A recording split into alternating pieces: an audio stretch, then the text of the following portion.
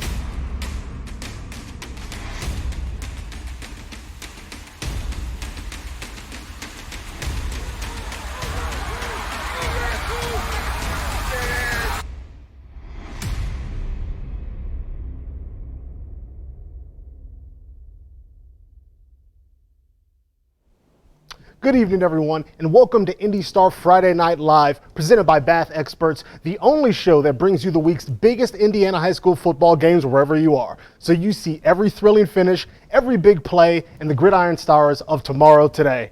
I'm your host, Justin Mack, coming to you live from the IndyStar newsroom, and back to my left, back like he never left, Matt Glennesk, IndyStar Sports, and I'm just so glad to have you here because I missed you last week. I felt a little incomplete, and now I feel whole. How does it feel to be back at the desk for another season of high school football? Feels good. Glad to be healthy enough to be here. Obviously, if anyone has had a kid that goes to school, you know that first week they come back, they're going to get you sick, and you'll be sicker than they were. So that's what happened. Season 2, looking forward to kicking this off. Still not going to wear a tie, though. That's all right. You got me to carry the load, you know, as the face of the franchise and all. Oh, you're the face of the franchise. Well, yeah, it says so right there on the lower third. Oh. You got to get yourself some friends in production. It really does say face of the franchise at the bottom of there.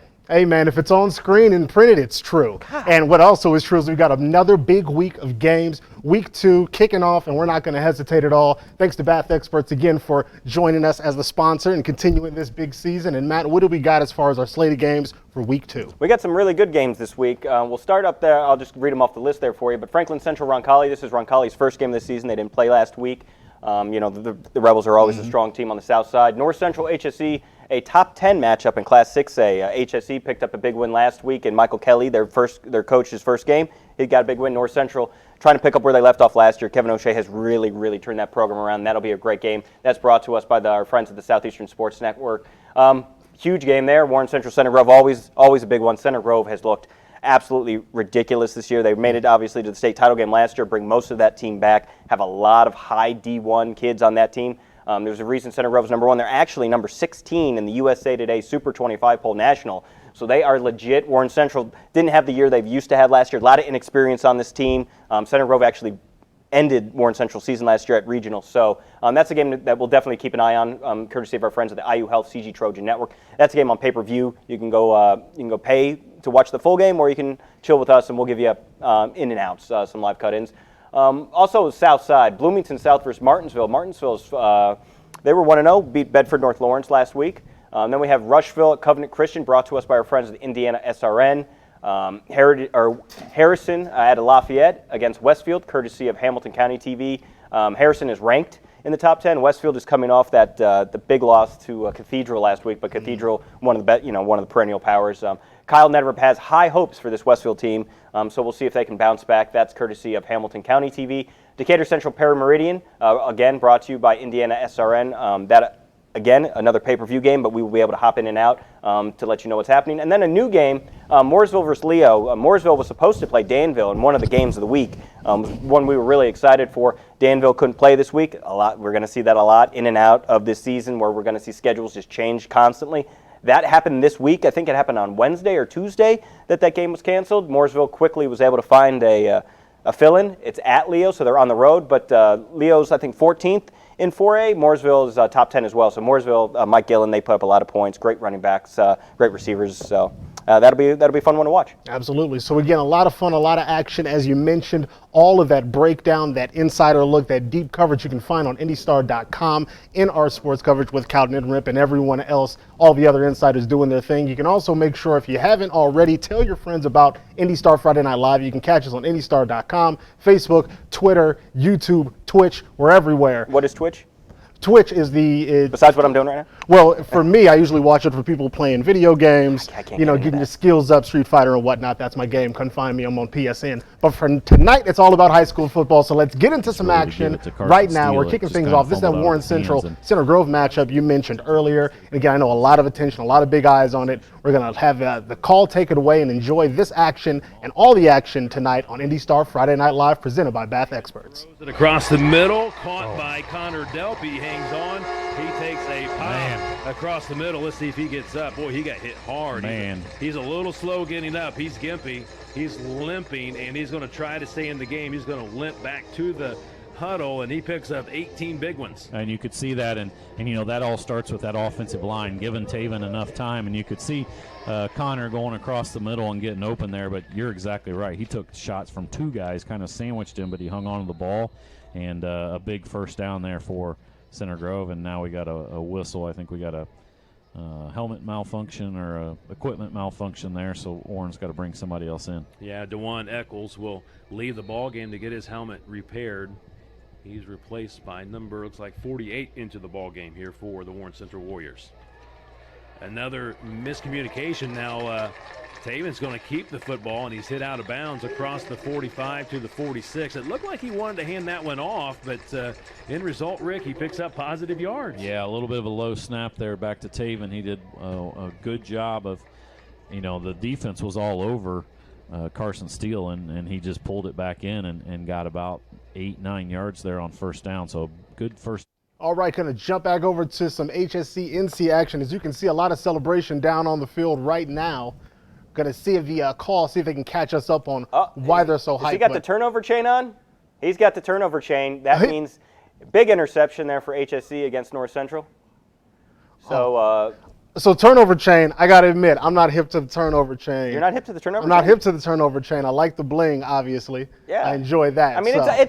it's understated, though, because it's just a chain. That's right, there's no medallion. They didn't bling it, so good for them. But again, HSC, this is their second game of the season, second game under Michael Kelly, new coach. So we'll see what they do. Blaine Wirtz, running back number 20 there behind you. Is it going to be direct snap to him, it looks like? And as you can see, they're down clear right at the one. Can't quite handle the snap. Did he get in? Is he in? I think he might be short. He might be a little short. It looks like the referee's going to say his knee went down during the snap. All right, and as you guys are checking out this action, a reminder to share all your thoughts about the show, about the games you're watching, about Indiana high school football in general using the hashtag IndyStarFNL. That's INDYSTARFNL. Be sure to share that with all your friends. And again, share around the show. We are everywhere that is streaming. If you have a screen, we can be seen. Yes, I stole that catchphrase from Matt Klanask, and we're going to jump in with another attempt here at the end zone. Yeah, John McCall, quarterback, giving it off there to Wirtz. This time the conventional way, still going to be stuffed. Oof. And again, North Central's defense, coming into the season, we knew this defense was going to be good. They had Micah Green, they had Josiah Green, they had Theron Johnson, who's going to go play at Northwestern at the cornerback. He also had a heck of a game last week at wide receiver. I think he had a few touchdown catches, over 100 yards. So here we go, 3rd and goal. They haven't gotten any closer on 2 previous plays. We'll see what they can do here. But again, you got John McCall, Blaine Wirtz in the backfield. But this North Central defense is going to be what carries them. The 40 points they put last week might make you think that the North Central offense is leading the way, but it will be this defense. Let's see what happens here on 3rd down.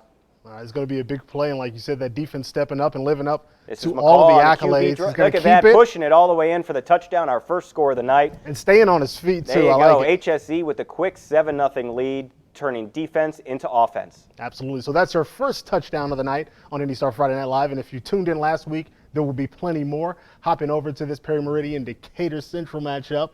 And let's see, he's got some space here on the left side. I was hoping he'd get back-to-back touchdowns. I am really liking these powder blues from Perry Meridian. Are we already getting into style review? I don't know if these are new, but they're fire. Those are fire. Those look really, really sweet. Well, those are fresh. So this game here, one of the many matchups, 2nd and 20, we're going to have the call, pick up the action, enjoy this high school football on IndyStar Friday Night Live.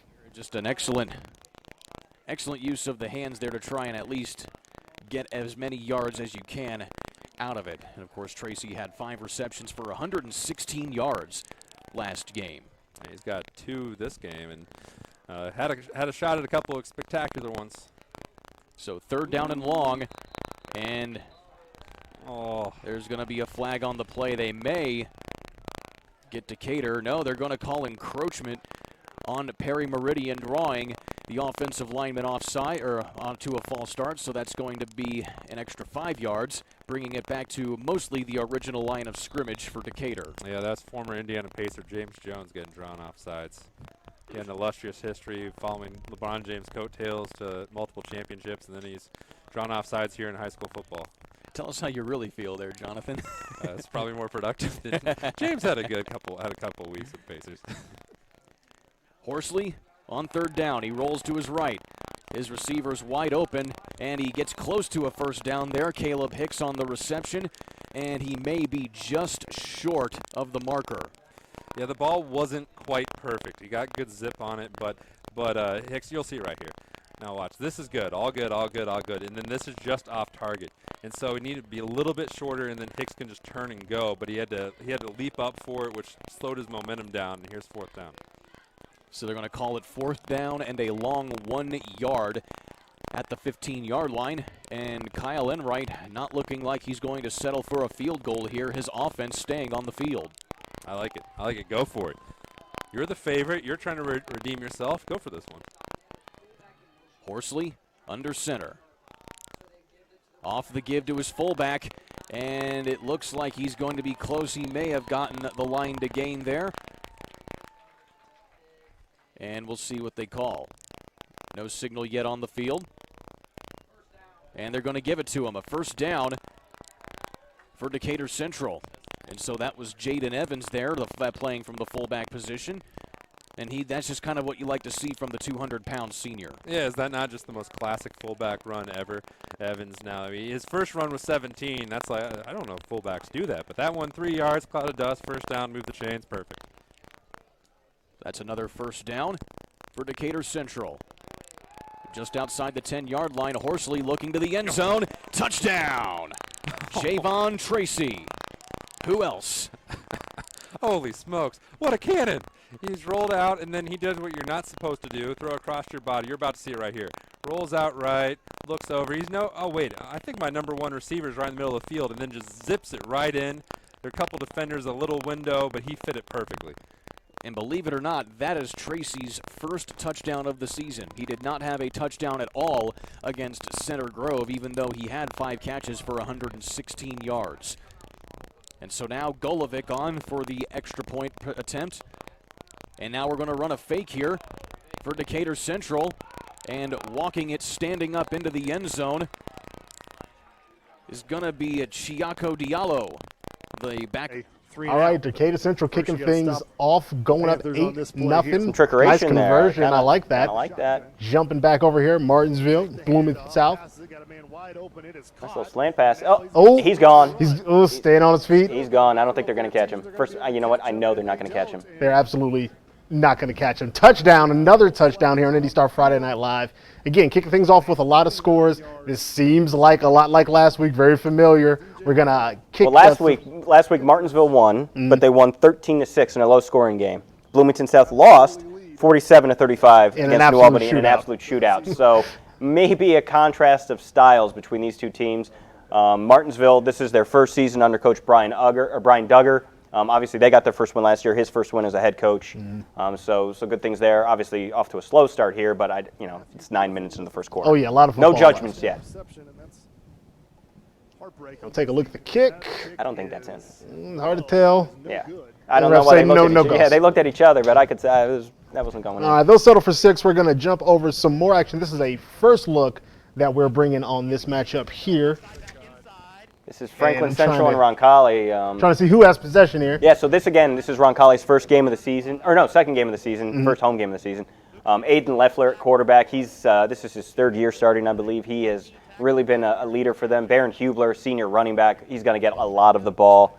Kyle Locker, the receiver there. So Roncalli brings a lot back on offense, so you'd expect them to do some things offensively, score some points. But you can see Franklin Central is up early here, 6-0. So Roncalli's got some early catching up to do. Absolutely. So we're going to enjoy some of this call. Again, this is a courtesy of Roncalli's team who is capturing this match and sharing it with us. So again, big thank you to their crew and all the crews who are making tonight's show possible on IndyStar Friday Night Live, presented by Bath Experts. Let's take it away with the call. Give again to Barron. He cuts outside, turns up the corner. He's got room. He's down. Oh, look at he's loose, and he's going to find the end zone. Nice. Oh, he stepped out. They're going to say he stepped out. Back at the 15. Enough for a first down, no? That's enough for a first down. Plenty enough. He stepped out at the 15. Well, as they reset this, Rob, if you don't mind, that left side, Luke Scartweet, Grant Ray, and Sam Seacrest are the tackle guard center. Other side, Patrick Meek tackle, and Trevor Lauk is the guard. High snap. Barron cuts outside again on the handoff, and he's knocked out of bounds. Inside the 10 at the 9. That's Arisman who bumped him out.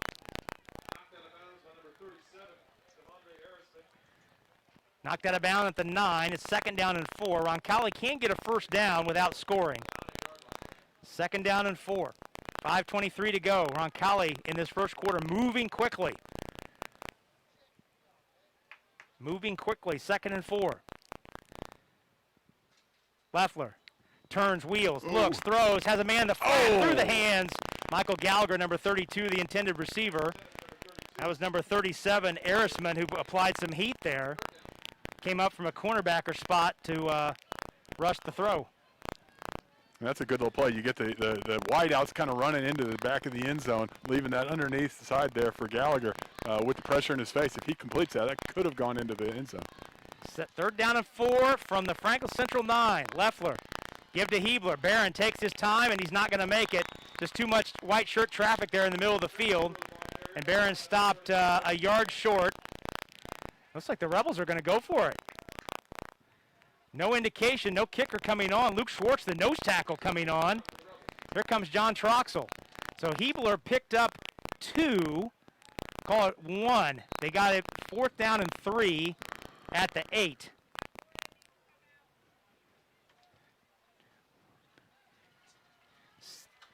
Fourth down and 3 at the 8.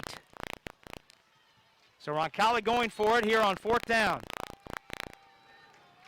Lone back is Leffler. Unbalanced line to the left. Hebler takes the give. Barron cuts inside, and he's in the end zone! He got it! Touchdown, Roncalli! Roncalli goes for it on 4th and 3 from the 8, and Barron Hebler takes it in from the 8. All right, so back here in the studio, and again, already kicking off the first part of IndyStar Friday Night Live with a lot of scores, a lot of big plays, and we're going to do it all night long. So stick with us, but first, let's take a quick break with a word from our sponsors, Bath Experts.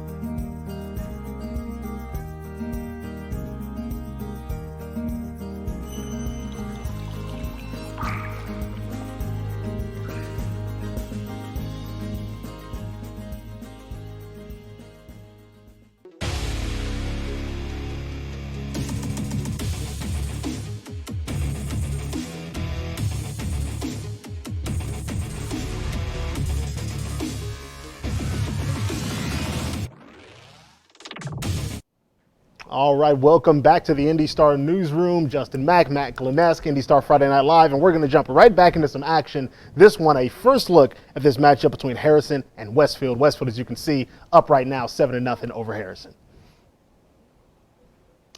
Yeah, so it looks like Micah Hauser, the running back right behind the quarterback there for Westfield, and he's going to get it. And he's going to bull his way down to the 2, maybe the 1.5. Things getting hot, and I like that. They hugged at the end of the skirmish to show their friends. Yeah, so Harrison 1-0. They're number 5 in 5A, so they're a legitimate team coming out of Lafayette. Mm-hmm. One of my best friends actually went to Harrison, West Lafayette. Did he? All right. Well, how about that? During my time as a Boilermaker. He played baseball there, but not football. I got familiar with, watched a lot of Harrison football. Yeah, that's right. You came to us from the Journal-Courier. Touchdown, Westfield. Westfield. There you go. As we banter, they score. Most people care about that than care about my buddies in college and your previous stop. Well, again, Westfield now enjoying a 13-0 advantage over Harrison. Let's jump back over to Decatur Central and Perry Meridian. This one, 8-0. If you remember the 2-point conversion coming over after that extra point fake, which was beautiful. We're going to see how they follow things up here. As Peyton Horsley, the quarterback, so a quarterback named Peyton in Indiana, that never works out. Oh, just kidding. There we go, and it's a big play here. Ooh. Look at the receiver making moves. If that's Javon Tracy, that's his second of the day, and he's like the 4th Tracy in his family to do something big. I'm not sure if that is, but that's a huge touch. That's another huge play. Decatur Central, obviously last week they played Center Grove. Center Grove, the best team in state in 6A. Decatur Central was playing upper class, so no shame in losing to them, and they look ready to play again. Peyton Horsley again, nice little dump off, and he's going to do the rest. Stacking that yak. Nice block downfield by the receiver there. He'll probably get a hamburger after that from his buddies, saying, hey, nice job. I don't score without that block. Nice little high step too. Beautiful. So Decatur Central again extending their lead. So let's jump over to Leo and Mooresville it is. And as you said, this is the new game that was added to our slate of offerings tonight on IndyStar Friday Night Live. And really want to appreciate Pioneer TV, the Mooresville crew, going out and getting this game, you know, and traveling, and, you know, to go out to Leo to get this for us. Absolutely. And this season, you know, just the show and the season itself, such a result of so much hard work and collaboration by so many people who are making this possible. So we're glad to bring you high school football on a Friday night, and these crews and these teams are doing so much to do the same. So shouts out to them, and shouts out to everyone who's participating in this game. And it's a hard way to end the run. I don't think football would have been for me. Like, you think? Personally, I don't think 135 pounds and 5'6", 5'5.5". I think you'd be great on the chain gang. You don't undersell yourself, man. I would have been awesome at handing out Gatorade. All right, well, you know what else is awesome? We're going to jump back over to this Bloomington South Martinsville matchup game. Yeah, in Martinsville. We got Tyrus Martin at quarterback here. He can do some things, and there's Tyler Cox at running back, who had a really big game last week for them. Scored both of their touchdowns, went for over 100 yards. So Tyler Cox he's a bruiser. He's one that you just give the ball to and let him just run over people. All right, well, this one is brought to us by our friends at MHS Rewind. Let's take it away with the call from Eric Meyer. We still got about 5.5 minutes left to go. 2nd and 9 for the Artesians. Ball right at midfield.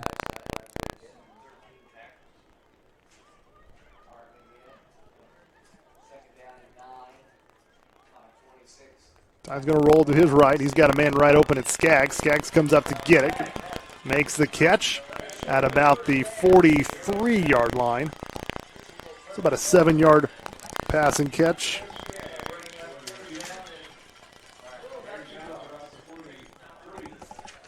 It's a first catch for Skaggs, who had a big game. Garrett and Chase both good games, and I believe we've got a timeout by the official, I believe.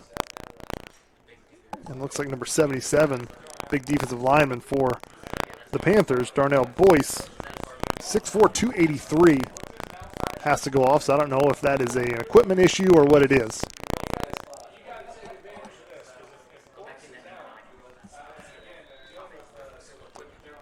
And you swap some size there with 77 having to go off, and the guy who came on for him does not quite have the size, and Tyler Cox tries to go right in the middle where that size was gone, but Bloomington South did a nice job to rally and really not give him much.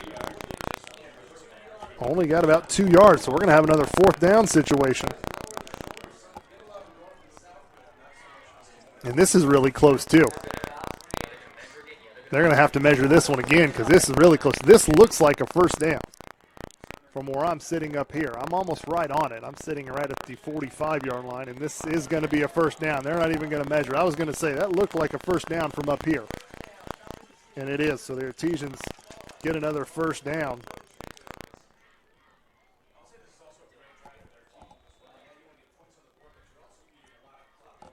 Artesians doing this. This is their first sustained drive that they've had in this game, and gives their defense a little bit of a breather as well. Gets them fresh, and a quick little pass to Chase Mabry. He needs to get some blockers in front and just does not get it.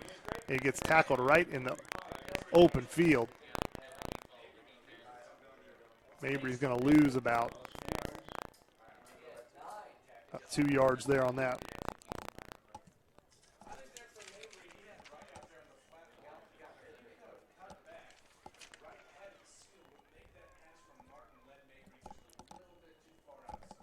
Second and 12 coming up. Martin rolls to his right. He's got pressure.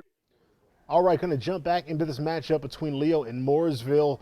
3-7, Mooresville with the advantage. Going to pick it up and see what happens next. I like this camera angle. This is different.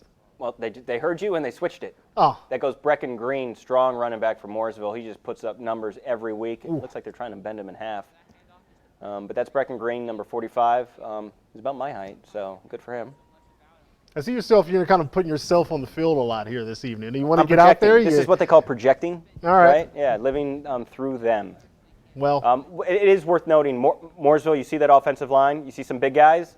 2 of them are headed to Purdue. You got number 70 there, Zach Richards, and number 71, Jalen Van Anten something.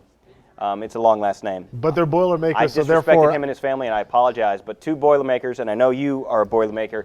So the right side of Mooresville's offensive line going to West Lafayette. Hey, watch out for our quarterbacks. Let's jump into some more action here on IndyStar Friday Night Live. going back over to this NC-HSC matchup, 7-6 with the HSC with the advantage in this one. And a very tight game. I know this is one we're going to be checking in all night long. And nobody really kicked off things with any kind of momentum. And as you can see, we're also debuting our new picture-in-picture on IndyStar Friday Talk Night about Live. projecting. Now we're really in the game, buddy. Look at this. They're going to throw a fade in the corner to me. Are you? see, now we're on the field. I got my hands ready. So, John McCall, hit me. Hit me, dude. Again, McCall in the backfield, the quarterback. Blaine Wirtz behind him. We got number 41 in motion. Again, North Central's defense is stout, so nothing's going to come easy. There's a snap, pitches it to the right. And told you nothing's coming easy. He got hurt. Not easy at all. A few times, but. And again, you brought up the toughness of this defense earlier, the first time we were in this situation, and they didn't make it easy. They got it all the way down to the one with that big interception, and they still had to take every shot they had like to get into into the first that quarter is going to run in. That's another small running back, Blaine Wirtz. It's like running backs, they just come in my size. I like that. This is Javon Tracy again. He's going to score a third touchdown for Decatur Central. Breaks one tackle, can't break another. But I'll tell you what, the Tracy family, it's not Kenny, if it's not Larry, it's just nonstop with this family. And they've all been standouts, and they're all great kids. I know Greg Doyle's written columns on them in the past. Kyle Nedenrip, our Preps Insider, has written about them extensively. They're just a really, really good family. And, one's at Iowa, one's at IU, and it's just, they play basketball. Tyrone, they play basketball. A lot of brothers, a lot of success. They do it all. They're like the Wayans family. Whatever that family does, write a book. I'll buy it. Yeah, I'll buy one too. Yep. And if they sign it, I might have something that. How to raise children the right way. By the Tracys. By the Tracys. I like that. We're gonna jump back into the call because we're losing it here. How are we losing it? 15. Look at the crouching position of that running back. The defense doesn't know he's there because they can't see him. That's like annexation of Puerto Rico stuff. Now we're jumping into new subjects. We're going to take it away with the call here on IndyStar Friday Night Live. That is phenomenal. They've done better this quarter than they did the entire game against Center Grove. So that's almost 100 yards rushing between three players on this Decatur Central team. And so this will back them up to about the 8-yard line or so after the loss of 5 yards. And still second down and about 6 yards here. You can get the first down without scoring here if you're Decatur. You can, but if you're Decatur Central, I'll just go for it. I like way at the bottom of the screen. They got wide open there, a little slant, and he'd be open. Horsley back to pass. His receivers are covered. He'll try and take it himself. He gets to the pylon, flag on the play. They're going to say he was just out of bounds before he got to the end zone, but we'll see what the flag is. And it's going to be a hold on Decatur, so another penalty backs Enright's squad up here a little bit more. This time it'll be another 10 yards. That's the only thing slowing him down right now is holding, this third holding penalty. But to that point, and this is not a knock on Horsley, is that slant was open. They're just rotating the other way. So call that hold against the Hawks, backing them up 10 yards. The ball will now be placed at about the 18-yard line, speculatively, and it will be a second down and along 16 yards for Decatur. Yeah, so 50 yards and penalties, Kurt, for Decatur Central. And you just take that with a grain of salt because of how explosive their offense has been, that they've had that many penalty yards, and they've still dominated this quarter. Inside 2 minutes and 30 seconds left to play here in this first quarter.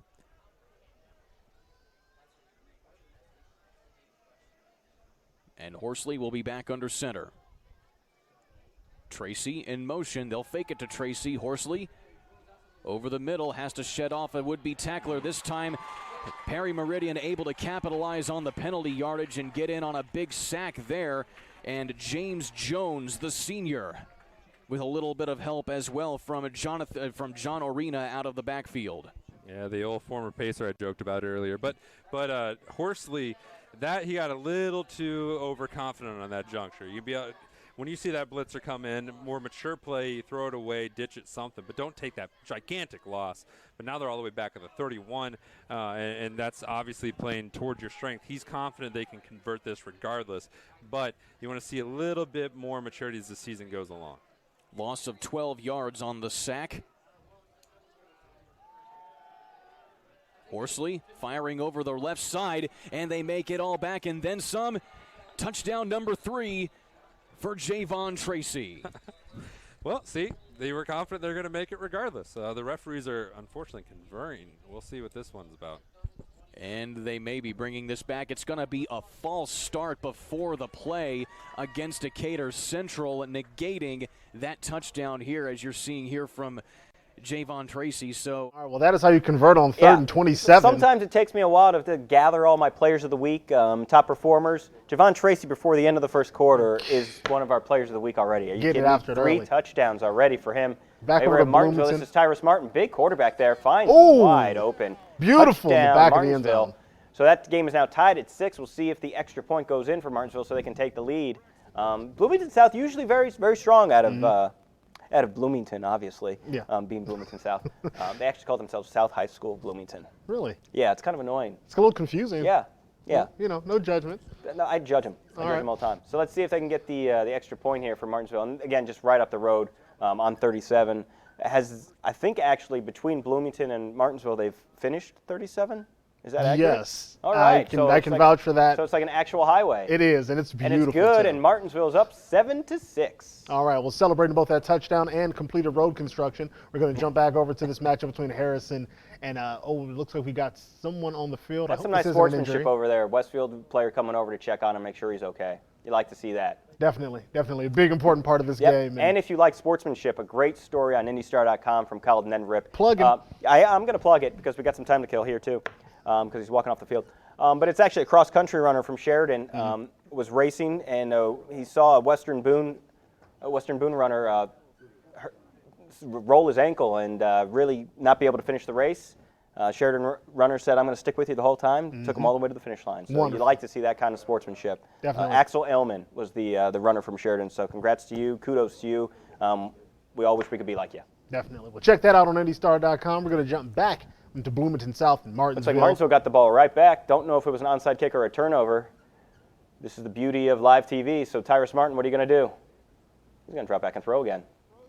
And who's he got? And, well, he's got the other Oh, team. that's a pick. So that's going the other See way. if they'll bring him down, see how far he gets. He's at midfield, still going. He's going. Cutting inside, still going 20, 10. Just give him 6. You know, that's not fair. If you're 220 pounds, trying to stop on a dime, I'm assuming is not easy. No. Yeah. So Not at all. That's not Especially backpedaling. Yeah. So touchdown there for Bloomington South. So Martinsville had gotten the ball back. Bloomington South says, we're going to take it right back from you. Go score, regain the lead. So this game's got some fireworks. Absolutely. It's been a great one so far. Let's take it away with some more action. We're going to jump back over to this matchup. Still 14-0. Harrison got a big hole to climb out of, but they got an opportunity to do it here right now in the red zone. That's some tricky motion right there from the Harrison running backs. Going behind the up back and then just stopping was pretty confused me. And almost got them to jump off, almost got Westfield to jump offside. So I'm done talking. Let's take it away with the call, right? Yeah, that's right. Take my. So that'll bring up 2nd and 10. Ball on the 11-yard line. Looked like Seth Martin, the junior, 6'1", 225 pounds, was on the bottom of the pile there for the rock. So.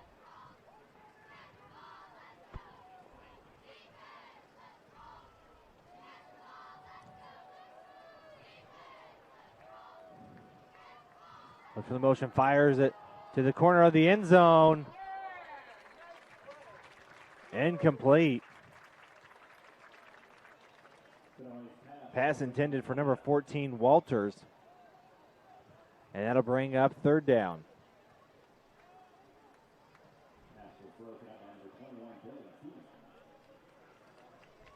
So 3rd and goal. Dylan Thiemann on the coverage out there and knocked the ball away. He's a sophomore, 5'11", 172 pounds. So here we go, 10:23 left to play in the second.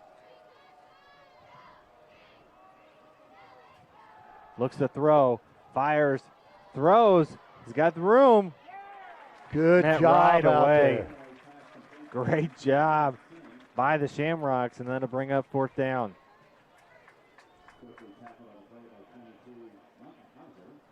Of course, Micah Hauser was out there to make that big stop over there. 4th down.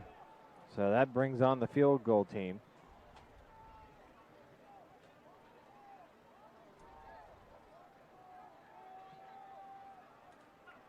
Ramirez, the kicker. Look up. Got it. So with 9:40 left to play in this. All right, jumping back over to Leo in Mooresville, and as you can see, Mooresville up 14-3 now in this one. Still 8 minutes left in the second. A lot of football left to play, but Mooresville starting off hot in this one. As Crawford's on the field again. Oh, and he's cutting through the middle, and he is gone. That is a touchdown for Caden Miller, and the Lions answer right back. A little more trickery from them as he went through a couple different tackles there, and he gets into the end zone. The speed from Caleb Miller there after he found that hole. All right, going to jump into this one here. Warren Central Center Grove catching up on this action, but again, another big play in that Leo matchup, and that one also another tight game, kicking things off here on IndyStar Friday Night Live. Yeah, and we've got this is a defensive battle, a lot of punts, a lot of 3-and-outs. Taven Jackson, standout quarterback for Center Grove, has offers from Michigan State and Indiana. There's Carson Steele, the workhorse running back. Missed most of last year, came back in time for the end of run of the state tournament. Really helped out. Obviously, they made it to the state finals, but that wing T offense that Eric Moore runs every year is going to have numerous guys who can touch the ball and can do some things with it. The play before that, we saw Daniel Weems, number 8, getting a handoff. Connor Delp also doing some good things. They have so much talent on that team that Connor Fruits had to transfer to Indian Creek and was a star at Indian Creek for the past year and a half. He's really done some great work at running back for Indian Creek. There's just a lot of talent in that system. And Eric Moore knows how to get the most out of them. Absolutely. Let's take it away with the call. He's going to go for it. Could this be the 2020 version of the jumbo package? Maybe not. I don't see Curry. I don't see. That's true. I saw 65 go in for the Trojans. Sturm. So Sturm's back in. Trying to get 1 yard. He goes outside. There's Carson Steele to the 25-20 and out of bounds at the 15. There's your big play of the game for the Center Grove offense. The Warhorse taken down out of bounds just inside the 15. It'll be first down for CG. Yeah, and you see everybody's bunched inside, and Carson, to his credit, just boom, he bounced it out to the left, and even those DBs, the cornerbacks and the outside linebacker on that position, crashed inside expecting something straight up the middle. Great job, great vision by Carson Steele to bounce it to the left outside, and a big gain for Center Grove down to the 14-yard line. 27 yards for Carson Steele. He's chasing history this season. Career rushing record on the line here at Center Grove High School, and also the touchdown career record as well. And Taven Jackson fakes that handoff and runs it down the sideline. He's inside the 10 to the 9, and we're seeing a lot more of that this year out of Taven. He picks up 5 yards. Last year we didn't see much out of Taven as far as running the ball, but quite a bit here in 2020. I like that. I like that play. A good read by Taven. That kind of shotgun, you're reading that linebacker, and he's continuing to crash down on that running back, and Taven's pulled it in twice and had big gains. Man. Taven falls on it. And then you just, that second down play, you have a bad snap, and you just lose that 4 yards that you just gained, or 3 yards. So now you're in tough third and long situation after a good pickup on first down. 2nd and 5 now becomes 3rd and 8. Ball at the 12. I'm going to give you a quick score updates around the area. New Pal up 7-0 over Buff at the end of the first quarter. Cardinal Ritter leads Lutheran 6-0. Carmel leads Cathedral 10-6. Avon leads Ben Davis 14-6, and Mount Vernon leads Richmond 21-0. All right, and for all the coverage and all the updates, head to IndyStar.com. It's the best place to keep up with every game. And of course, here on IndyStar Friday Night Live, presented by Bath Experts. You hope Taven Jackson he's got his leg caught underneath him on that sack. The replay will show it here. You hope he's okay. He's slow to get up. Unblocked off the edge, not a lot he could have done, and you can see his leg kind of buckle underneath him. You hope he's getting off the field. He's not. He's hurt. So that's a real shame for Center Grove right there. He was a sophomore starter for him last year, got him to the state title game. Really came on at the end of the year as a passer. You really hate to see this for a young man, really talented young man too.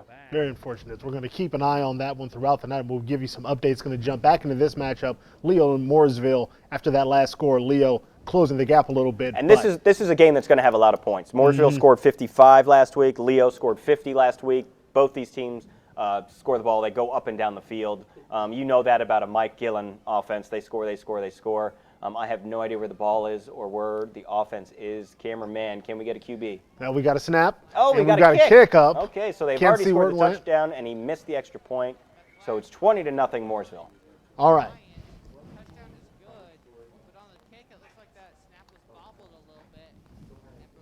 All right, we're going to get some highlights here from around the area.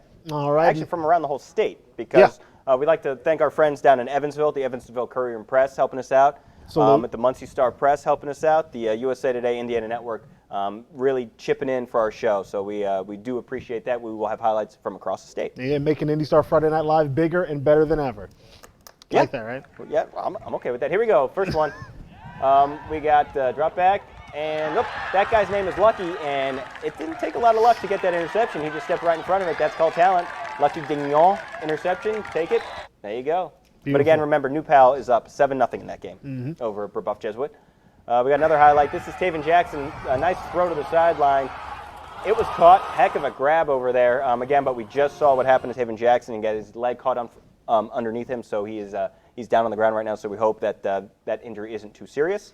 We're going back to this New Pal game. This is Drake Hagerman, quarterback for Brebeuf, dropping back, getting out of the way in the pocket. Nice little throw, nice grab, coming back for the ball. That is Brendan Petrie going back for the ball. So nice play there by Brebeuf. Here we go. We told you about this Avon Ben Davis game. Avon up 14-6. Here we got Henry Hessen at quarterback. The ball, that is Remington Gall making some move, or that is Rashawn McCray with the run, and then the ball gets popped up, but it is recovered by Remington Gall of Avon. Avon was able to go and score more points on that drive, so they were up 14-6 over Ben Davis. They're trying to get in the win column. Here, oh, hey, look at this. How did they score? Here, this is how that drive finished. It's Rashawn McCray right here. Got some moves, and he found the corner. Touchdown. Diving in, beautiful. Yeah, and like I said, Avon looking for their first win of the year. Last week they played Lawrence North, and that was kind of the surprise of the night, besides Sheridan beating Western Boone. But the Lawrence North putting up 60 points on Avon. Donovan McCulley doing huge things. Coming out big. Coming out. I mean, he's an IU commit for a reason. He's a Mr. Football candidate for a reason, and he put on a show last week. LN is at Marion this week, so we're hoping to get some highlights from that later in the show. And then our final highlight of the bunch. This is how New Pal scored. This is Grayson Thomas. You know what? It is really weird to see a rushing touchdown from New Pal and it not be Charlie Spiegel. It's so weird. I'm still getting used to it myself. Yeah, it's a different frame, a different run to the end zone, but the result is still the same, 6 points. And good on Grayson Thomas for getting that in, touchdown for New Pal. Absolutely. All right. We're going to take another quick break here with a word from our sponsor, Bath Experts. Enjoy.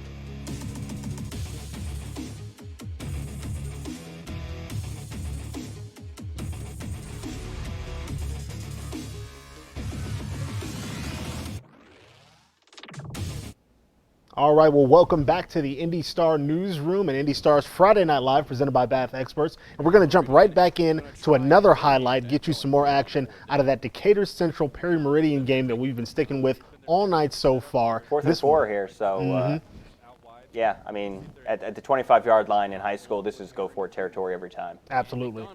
Nice little slant and on went the for inside, it big. and he is gone. Touchdown. Nice play call. Get the quick pass out, let him lead the receiver, runs right into the end zone. So Perry Meridian jumping back into this one, not going to let Decatur Central have all the fun tonight. So again, notice that? Handed the ball to the referee. Yeah. You know, and he had to go find the referee. He went out of his way. Yeah, it wasn't like the referee was right next to him. That's what you like to see. Though I also don't mind spiking. Yeah, either way, spike it, drop it. Oh, no, he did drop it, but he picked it up and handed it to the ref. I swore I saw him hand it. Yeah, have his cake and eat it too. It's fine.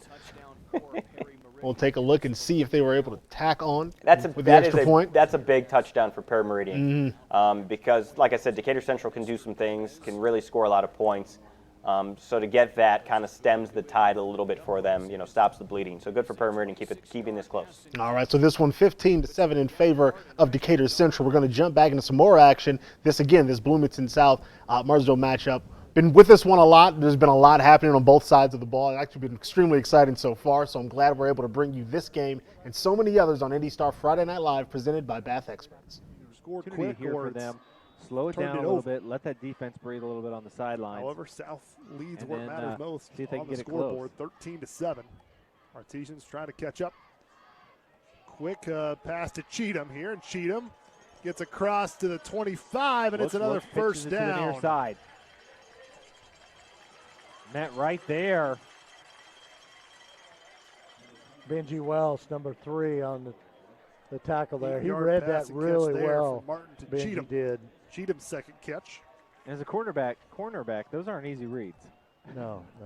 You got to pretty much decide there pretty quickly. Yeah.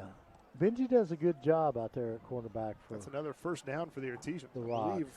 Do my best to keep track of this. Senior. He's a returnee. So first down number 7 for them. Like that, I said, that secondary is a very good secondary. Yet, that's because they've scored quick when they offensive. Here we go. Ball. Third down, 3rd and 6. Ball on the 40-yard line. Give it to this time. It's Pemberton who does a little spin move and tries to find some room, and there's a flag. And I don't know if this is probably going to be a hole. Yard. So Pemberton tried to make some room, just could not get anywhere. Going to bring up 4th down.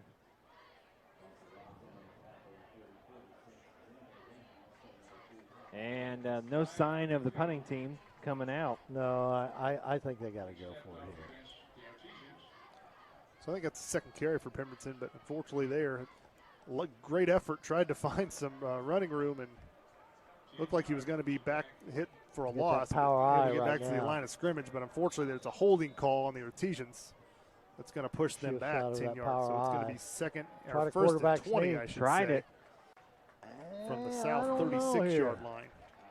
Rocks are actually going to jump back over to give you a quick update. You can see some celebration here. Hopefully we're going to be able to show you some celebration here, but this matchup now, 15-14, and then another one that's been tight all night long, this matchup between NC and HSE. Yeah, we're told it was a punt return for a touchdown for North Central. So, again, it looked like number 2 was celebrating. Number 2 is Theron Johnson, who has a do-everything super team.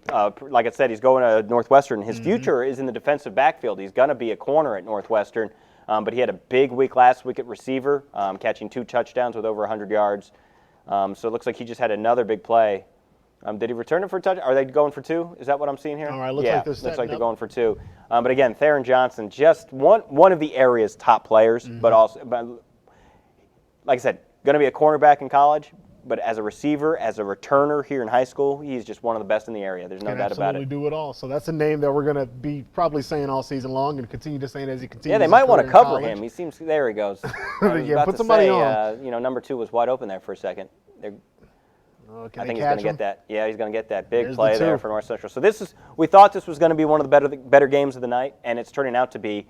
We also thought that Warren Central Center Grove game was going to be fantastic. It's been just a defensive slugfest. Warren Central, we're told, is 5 straight 3-and-outs. But we are told by Devin Voss, who's working on the desk for us, that Taven Jackson did walk off on his own power, so the quarterback for Center Grove. Yeah, they had the first. Not too injured. It's wonderful news to hear. And it looks like he's right there. There he is. He's right there, number 2. So good to see. Glad to see that. Thanks for that update, Devin. Much appreciated as we hop into Center Grove, Warren Central. All right, let's take it away with the call.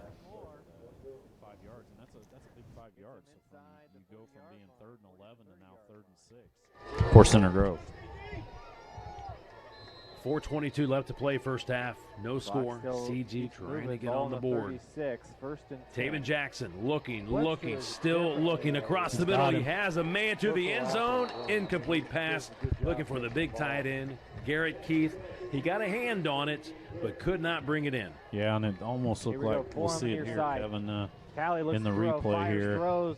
All right, jumping back over to Leo in Mooresville. This one still 20-10 in favor of Mooresville, and everyone's hanging out around midfield. Let's take it away with the call and see what happens next. The double pump and go. It's Dane Stevenson, and cutting inside was a Pioneer as Dane Stevenson with another big catch. He just had the one catch last game. And I saw that little pump go, and then I saw that bite in. I knew he was gone.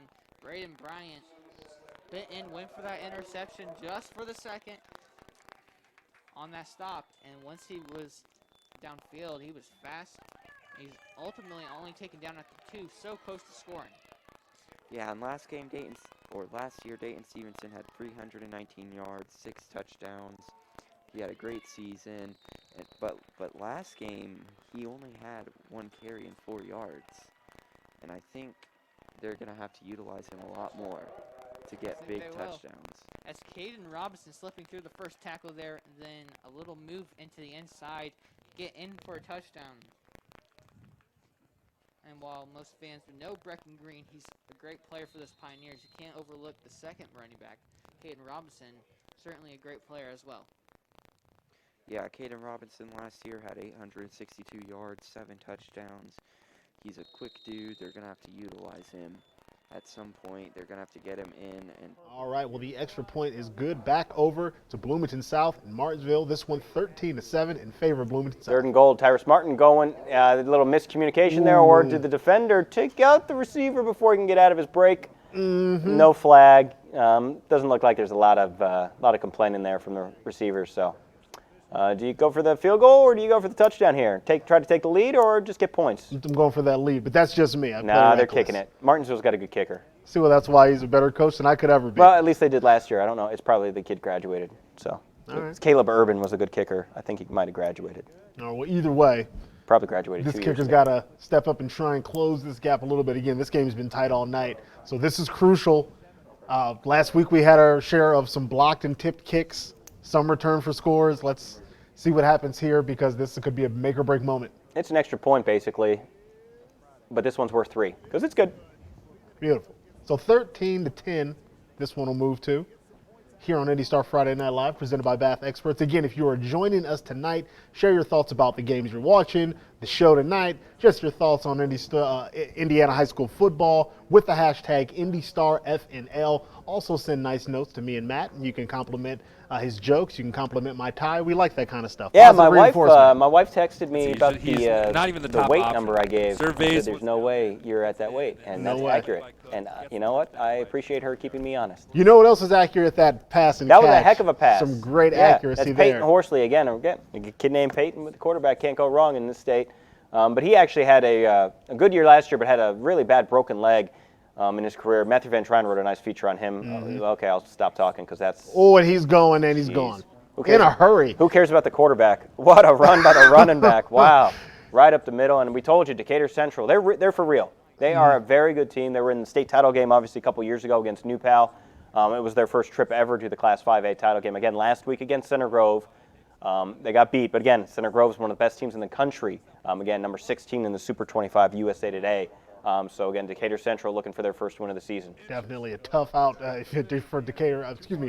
For Prairie Meridian fighting Decatur Central. So back over here at Franklin Central, And this is Roncalli. We haven't been 20-6. The last time we left this game, it was 7-6 Roncalli. So they are obviously taking control. Kind of what you would imagine, Roncalli being the power that they are. And scoring quickly and in bunches. Yeah, and again, like I said, Aiden Leffler at quarterback. He's a veteran. He's done this year in, year out now. So they know what to expect from their offense. Baron Hubler, again, running back right behind him. I'd actually probably expect this to go right to Baron Hubler and him probably to score in this play. All right, we're going to take a look and see what the choice is. Oh, I was wrong. Nope. They go with the pass. You know what? Should have handed it off. Don't connect. So again, we're going to take it away with the call again. Another shout out to the team at Roncalli who is putting this game together and sharing it with us tonight.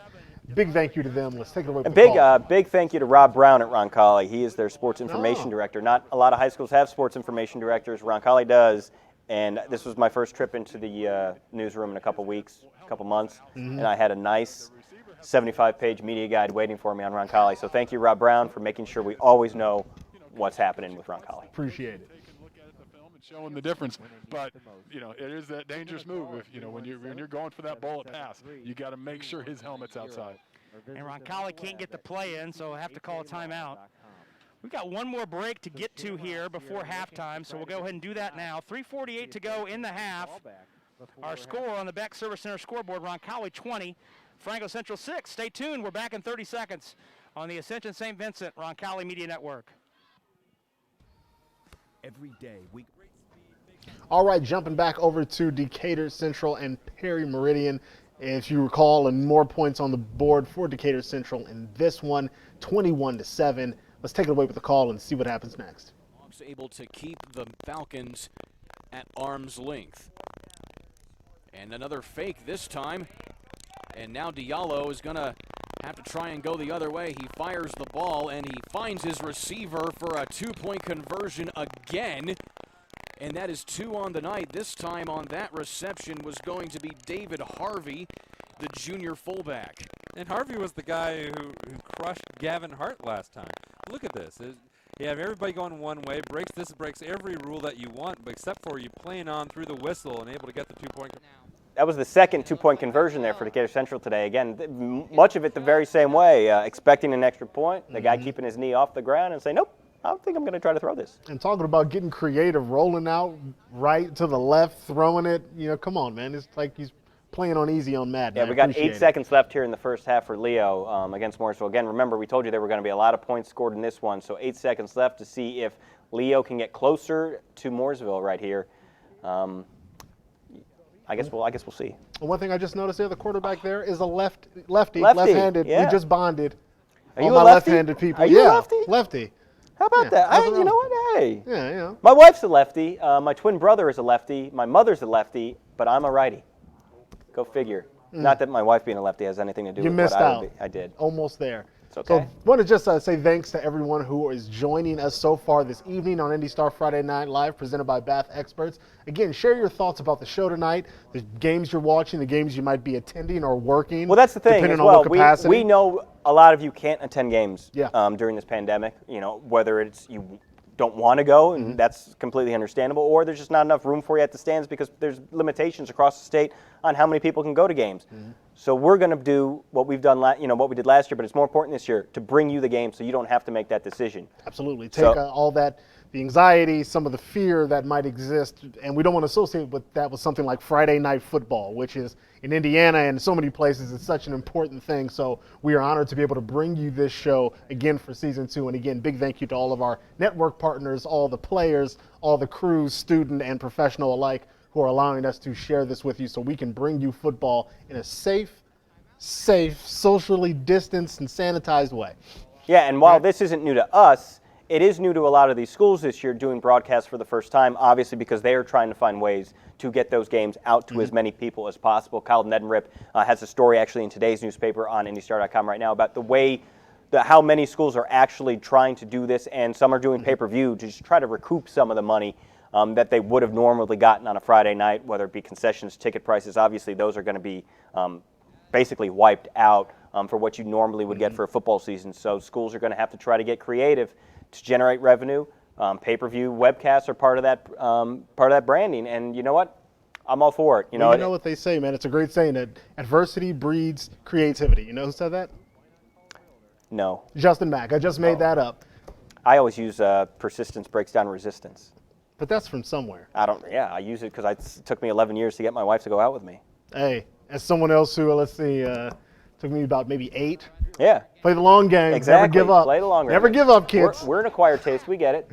Anyway, enjoy some more of this action here on IndyStar Friday Night Live. Thank you again for joining us. This matchup, Leo and Mooresville. I think this action's at halftime. It's halftime. It's at halftime.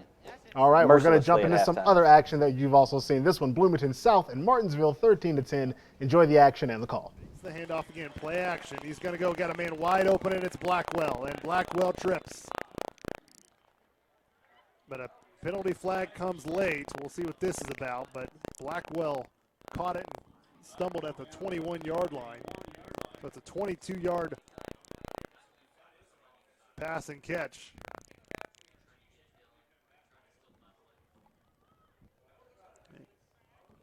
Five-yard penalty face mask on the Artesians, so add an extra some extra yards on that. Zach David completes his first pass for 22 yards to Blackwell. That's the first reception for Maddox Blackwell. Now he, like I said, did have the interception that went back for a touchdown, so he has already impacted this game despite that being his first reception. But a first down for the Panthers. They're up 13-10. 2:56 left to go in the first half. Artesians really trying to get a stop as the Panthers in the red zone for the first time tonight.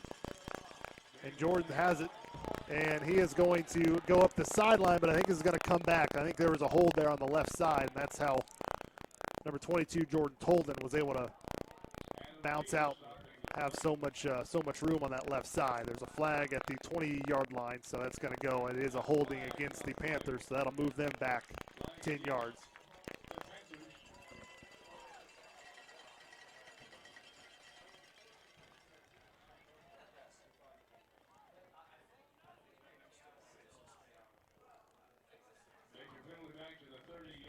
All right, we're going to jump back into some action here. This one, Harrison and Wow, Westfield. look Westfield at that score. 27-3. Wow.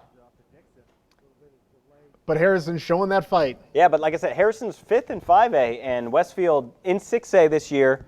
They're in a tough sectional. And I told you that Kyle Nenrip watched one of their scrimmages against Ben Davis, I believe it was, and came away really, really impressed and thought this was a team that could make some noise and actually be a sleeper team in 6A. And that looks like an interception. He got one foot down. What a play there by the Shamrocks defender. And they're going to go into the first half or into halftime with that big lead. Yeah, and Westfield just being tough. And it's not like Harrison hasn't had opportunities. We've visited them in the red zone multiple times tonight. And time again, Westfield's found a way to disrupt them, take it away, change their game plan. So, again, tough go of it for Harrison so far. Yeah, I mean, Westfield, again, they played Cathedral last week. Cathedral, we all know how good Cathedral can be year in, year out. So there's no shame in that loss. But Westfield bouncing back here in a big way. Minute 21, you wonder, well, they're going empty. So I doubt, unless it's a QB sneak, it looks like they're going to try to get some more points. You want to take it away with the call, Hamilton County TV? Yeah, let's take it away with the call. He may. There's that. Oh. Whew.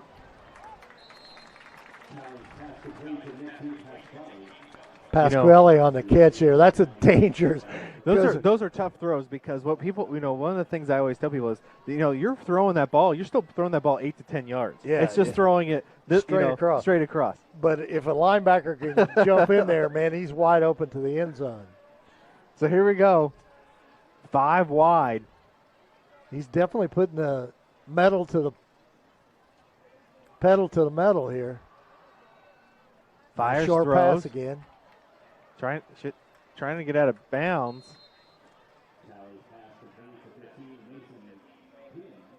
All right, jumping back over to this action between Bloomington South and Martinsville. We've got some action there on the field. Did I see a flag come in? Maybe I didn't. All right. Well, my eyes are confusing. Well, we won't rely on your eyes. Let's rely on the call. Let's take it away and see what's going on. So 3rd down here for the Artesians. 3rd and 5. Guessing Panthers probably going to be in 4-down territory here. Don't know their kicking situation if they would run out a field goal kicker or not. But play clock's down to 10. See if Coach Johnson runs a play or calls a timeout. This is all set up on a personal foul penalty against the Artesians that was pretty questionable, and now Coach Johnson will have to call a timeout. Play clock was running down.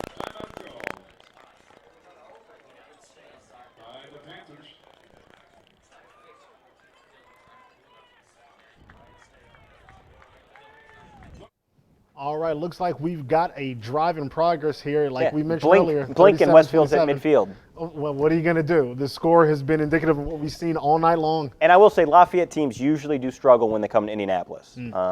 It's just a different kind of brand of football. There's a lot going on. With Westfield. And here we go, a little bubble pass again. Well, there's a flag. See, that one I saw. And just so you know, we're going to keep an eye on this and jump back and forth between this game and that Bloomington South game since we've got a lot of action in both. Like we do on Friday Night Live, we jump back and forth as things are happening so you don't miss a single thing. So stay with us, and you will get all the action, all the score updates, and everything you need to be right in the action on IndyStar Friday Night Live.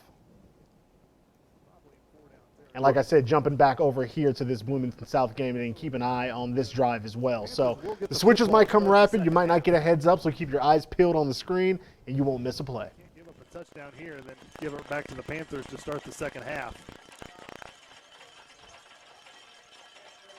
Gonna fake it to Peck. Gonna look it to Blackwell. Blackwell's caught it, and he's gonna score. That's the one player you can't let beat you.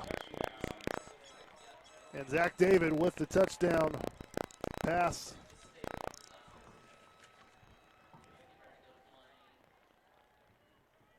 Blackwell, this second touchdown, first receiving touchdown of the night.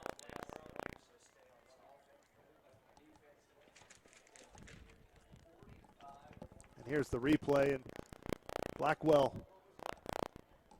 about 3 yards of separation from his defender and was able to get into the end zone. And 19-10, the South leads it.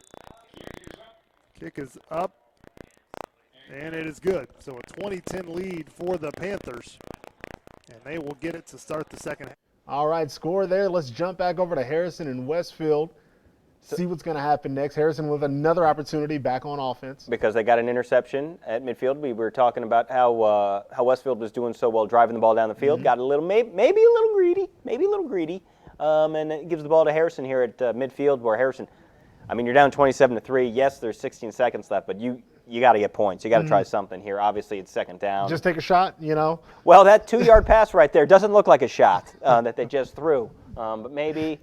Small shots make way for the big shot. Yeah, and down here at the bottom of the screen for Westfield, zooming in here, that lineman Popeye Williams is one of the best in the air at number 2, and he just jumped off. I jinxed him. You jinxed him. I jinxed him because he heard me talk about him, and he's like, "Oh, Matt's talking about me. I got to make a play." Apologies to Popeye. Matt did that too. Yeah, Popeye Williams. He put that mojo on you. Has an offer from Wisconsin and Penn State. I believe Penn State's in on him as well. One of the better defensive players in the area. Had really lofty goals coming into this year. Wants to get double-digit sacks. I think he wanted to get double-digit sacks on that one play by jumping off sides, but he looks the part. You could take a look at him, and he looks like a Division I athlete. Absolutely ready to go. Well, he gets blocked pretty good. Movement here, taking that shot. Got to get out of bounds. You got to get out of bounds. Not going to be enough. Well, they got 3 timeouts. But I do always like to see this, a team who has had a rough first half, still trying to go into that second half with momentum, try and change the tide so they can come back stronger after sitting down and thinking about everything that happened in half one. And they have a lot to think about. 27 points worth of thinking. Yeah. Yep. And if you guys haven't been out to the Westfield Stadium, probably the best stadium in the area. It's nice. It is very, very nice, right off there on 31, way up north. Way up north, but heck of a stadium. Yeah, it rivals, college programs and everything. It's a beautiful, yeah, beautiful it's better facility. than some of the small colleges around here. There's no doubt about that. For sure. So this one here, and like you said, big lead. I'll be interested to see what happens in the second half, though, because even though the score doesn't seem to indicate it, this has been a this is you selling it. This is you selling this game. I'm not selling the game. I got a little bit of love. Like I said, I'm a Boilermaker. Oh, yeah, Lafayette area Lafayette, team. Yeah. I've seen a lot of Harrison football. Maybe a part of me is rooting, even though I'm not. You can root for it. You don't cover these guys. That's like true. You're a news reporter. I'm a news guy. So you can be subjective. I have to be objective. Well, let's go Harrison. Sure. Let's go Westfield. Oh, is that because I live in Hamilton County, so I can say that? Let's take it away with the call. Okay. But I have a feeling that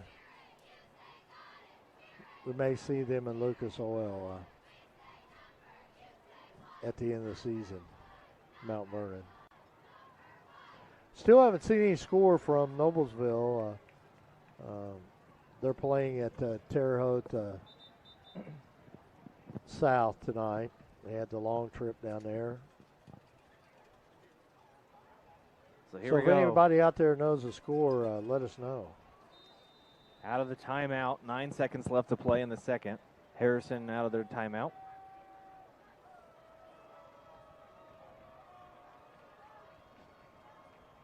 Looks to throw.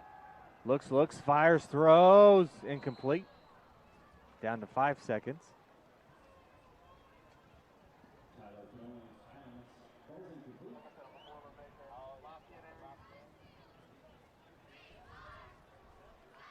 Well, see, the IndyStar has our game on right now, so. Well, hello, everybody. Thanks for tuning in. 5 seconds left to play in the second quarter. 2nd and 10, ball on the 37-yard line. 3 on the near side, 1 on the far side. Shotgun formation. Looks to throw. Scrambles to the far side. Looks, fires, throws deep into the end zone. Great Incomplete. defense down Great there. pass. And just like that, we'll head into the locker room with the Westfield Shamrocks. All right, so that one took a shot at the end zone, didn't quite come up with it, but I love that attempt. I love that effort. Still 27-3 in that matchup. And we're going to take a quick break with a word from our sponsors, Bath Experts.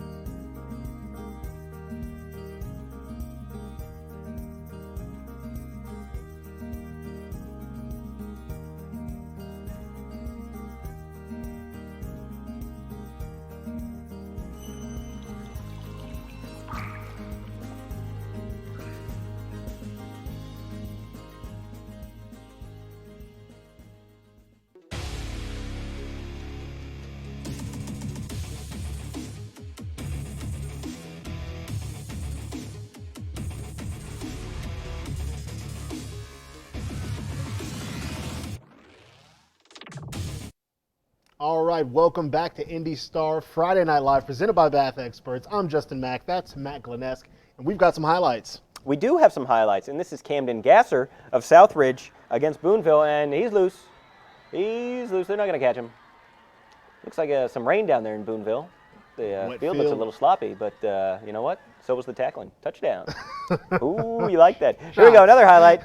This is Center Grove. We got a sack here from Shane Bennett. It's crazy to see a sack from Center Grove and it not be Austin Booker, who's going to Minnesota, or Caden Curry, who can go any college he wants to, including Alabama, Clemson. They've all offered him. But it was Shane Bennett there getting the sack for Center Grove. Again, we've talked about Warren Central's offensive woes.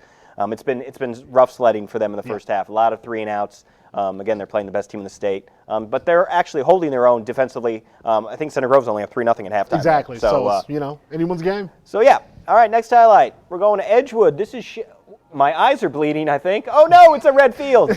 Okay, so Shane Wickens is going to get a receiving touchdown here. There it is. That hurts to look at, guys. Probably hurts to get tackled on, too. I'm going to have to talk to someone at Edgewood. At least the end zone's black, so that's terrible. Cool. That is... like someone messed with the contrast on the TV. I really thought I was having a stroke or something. I thought my eyes... We threw you off. We're going to get you back into the groove. Please, get me back in it. Here we go. Avon, Henry Heston to Joe Hall. There's Joe Hall. Good job. Yeah, there's Joe Hall. Yeah, good for him. That's strong. Good for him. All right, we talked about the Center Grove lineman. Mm-hmm. And guess what? We got another highlight, Center Grove lineman, and it's Austin Booker this time with the sack again. This is the Minnesota commit. He will be playing Big Ten football next season whenever the Big Ten decides to play. Ooh. Ouch. Oh. Oof. All right, find the cold tub. Make a move. Ouch. Whew. Okay. I'm glad I'm sitting here. Yeah. Wow. Okay, here we go. Tori Evans at Evansville Central, opening kickoff. Whoop. Oof. Hello. Goodbye. The kicker. Yeah, I'm sorry. Moves. Nope, that's why you play kicker. Oh, and another guy falls down backwards. That's walking in the end zone. Just a leisurely jog. Look at that, right off the highway, looks like there. So beautiful. I always love the kicker just putting the arm out, like just putting that arm out to be like, yo, I tried. What are you going to do? You're the kicker. Run over. You're 160 pounds going up against a guy who's probably more than that. All right, I got some score updates. You want some score updates? Yeah, of course I do. Sure. Okay, we talked about Center Grove up 3-0. Lawrence North 14-0 over Marion. So again, they're trying to keep things going. We've got Franklin 42, Shelbyville 6. Monrovia 14-8 against Edgewood. So Monrovia not bothered by the red field as much as I am. Lawrence Central 7, Lafayette Jeff 7. New Pal 14, Brebeuf Jesuit 0. Pendleton Heights 22, Anderson 0. Pike 14, Fisher 0. So that's a big Mick Big game for Pike out of the MIC and Fishers out of the HCC. Fishers played well last week against North Central. Didn't get the win, but they can do some things. Pike beat Zionsville last week, so this would be 2 nice wins for Pike over Northside schools. Speaking of Zionsville, Zionsville's up on Lebanon 21-0. Colin Price with a 56-yard touchdown. Colin Price has been doing it for years now. And that brings me segue for Zionsville. So I got a little story to tell. It's halftime, right? All right. Sure. Story time with Matt at halftime. Floor is yours. So for the past 5 years, I've been going to the sandwich shop, okay? It's called Sub 16. It's in Zionsville. It's right near the Bubs in Zionsville, if you know where that is. Shout out to Bubs. Yep.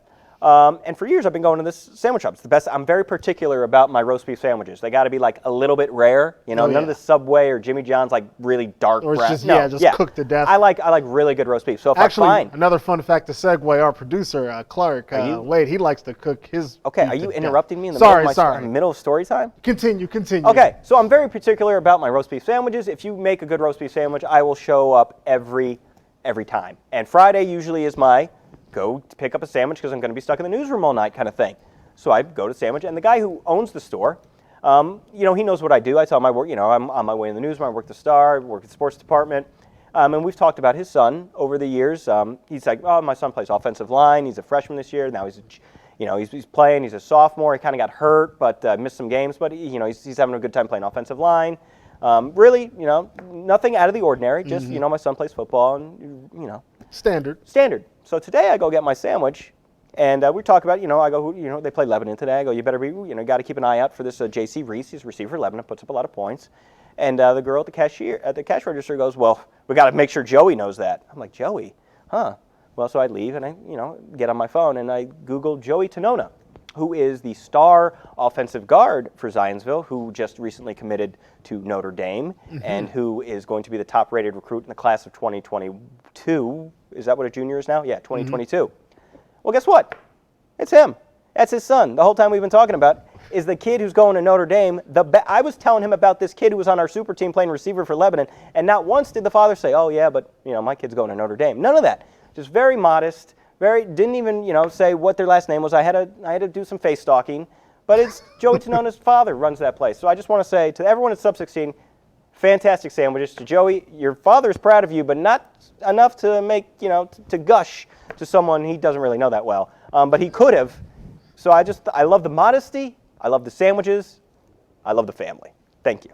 Great story. Well, thank you for that. Was it a great story? It wasn't a great story. It was a good story. I did like that. It ties in everything that's going on tonight. You. Indiana high school football, top recruit with a super modest father who makes a mean roast beef sandwich. Great sandwiches, Sub 16. I tried to get them as a sponsor, but it's not too late. Decatur Central 30, Perry Meridian 7. This one has been tough for Perry Meridian, but we've been sticking with it all night. We've got another opportunity here to see if Perry Meridian can close this gap. But Decatur Central, once again, on the attack. That's tricky. When your quarterback looks like he's going to punt. Is this Tracy again? And that is, yes. Jeez. That's that family. We're going to take it away with the call and see if Decatur Central extends their lead over Perry Meridian in this one. Position by their own mistake, and then they bail themselves out of it by having Horsley find his main man, Javon Tracy. Look at this. And he fakes the pooch punt and sells it, and that opens it up just enough for Javon Tracy to be open right there in the flat and get enough for that first down and then some. If you're Perry Meridian, you're just shaking your head of, oh, we had him stopped, and then they still get it. First down at the 35. Hicks on the call to the left side. He cuts back right and gets tackled inside the 30-yard line. And on that tackle was Jawan Dale. And, of course, Dale getting a lot of action right there out of the free safety spot. And it's just amazing how much this game shifted since the last time they were down. Horsley on the keeper. Up the middle, has running room and is almost into the end zone, but is caught by the shoestrings inside the 5. Now, what a great burst of speed by Peyton Horsley. We've seen his athleticism at times, but just the raw speed out of the quarterback spot going right up the middle of the field. Very impressive prospect he is. And a timeout going to be called by Decatur Central as we take a look at the replay of this nifty run from Horsley. Turn on the Jets, young fella. Splits a couple players and just caught by the very end. I think that was Jeff McClure. He's been involved a couple times. We'll take a timeout. The close of the first half coming up next on Indiana SRN. All right, jumping back over to Leo and Mooresville. This one's still 27-10. Floodlights on. Looks good. Yeah. Setting the mood for some more football in Mooresville, enjoying this big lead that they've held on to for most of the night. But again, this one's been back and forth. A lot of changes of possession with some big defensive plays. So let's see what happens next in this one.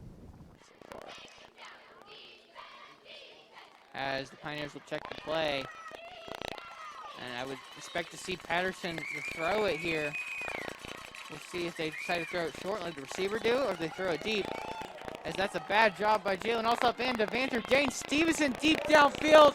Makes a diving catch. What a phenomenal catch right over Caden Miller. Honestly, embarrassing Caden Miller there. And that's a great catch from Dane Stevenson.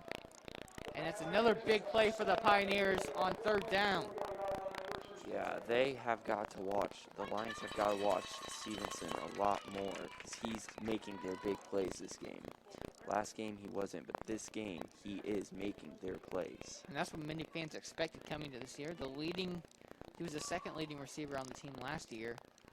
The leading returner, obviously Braden Evans, phenomenal player for the Pioneers. He graduates. They expect Dane Stevenson to kind of step into that role. Last game it was John Clampett, but this game he has certainly stepped into that role as this is another big run. I'm sorry, not a big run, but a good run from Brecken Green, about 5 yards gained.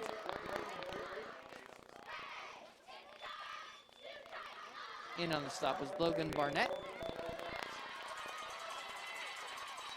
As Pioneers are hurried to the line. Now an empty backfield for Patterson.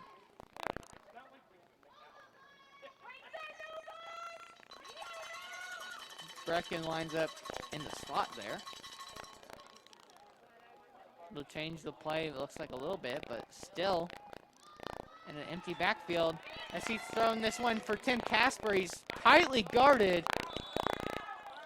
That was a very impressive catch. I think he was clearly out of bounds there, but the fact that it came down with that ball, and the fact that Patterson threw that ball, a lot of confidence in his receiver there, Tim Casper.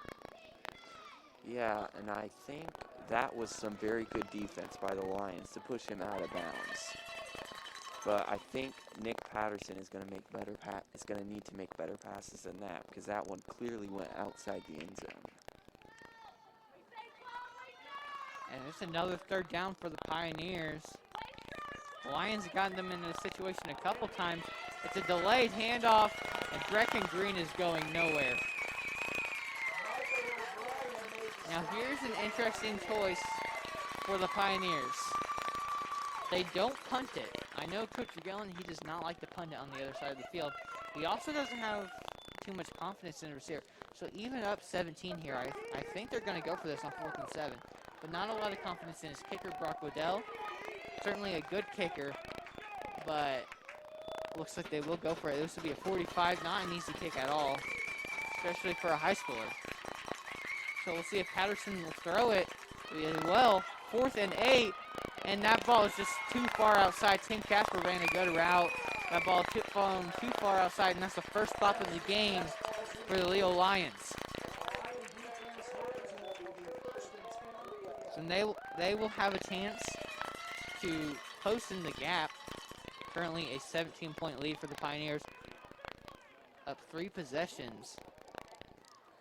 Yeah, and I think with Nick Patterson being his first year on varsity, the pressure is really going to get to him, and he's really going to have to overcome that nervousness that he has as a varsity starting QB for his first year if he really wants to become a great player. As T formation yet. All right, going to jump back over to Decatur Central and Perry Meridian. Unfortunately, this one's not gotten any better for him. Yeah, but coming from that color scheme that we were just watching to this bright blue, it just pops. A little bit. And someone just tried to pop him. Jeez. Yeah, this one, again, has been rough all night long for Perry Meridian. This one, a 30-point deficit. You know, first half taken away. It's going to be a rough second half. Yeah, but they look good. They look great. They look like Tulane. You ever seen Tulane's new jerseys? I've not not that seen you, the new ones. Not that you would know. No, Who watches Tulane football? You know, what am I doing watching Tulane I don't football know. in 2020? My parents met at Tulane. Sorry. Anyway, jumping back over again, NCHSC. This has probably been the game of the night. The game of the night for me personally. It's been the most competitive game. It's 2 top 10 teams in 6A. These are our friends at the Southeastern Sports Network, the students over there. This is Turner Groves helping us out. So North Central's got the ball at midfield, and we got some moves, and he's going. Ooh, there you go. He's going. Nice run there. Nice run there onto the track. Definitely. And again, like you said, big thank you looks to. Like he might have come up a little bit gimpy. Big thank you to Southeastern Sports Network. Also want to shout out the announcers, Turner Graves and Tristan Fleur. Hope I'm pronouncing that last name right for Tristan Fleur. But thank you again for the work you're doing for helping us bring this game to everyone tonight on IndyStar Friday Night Live, presented by Bath Experts.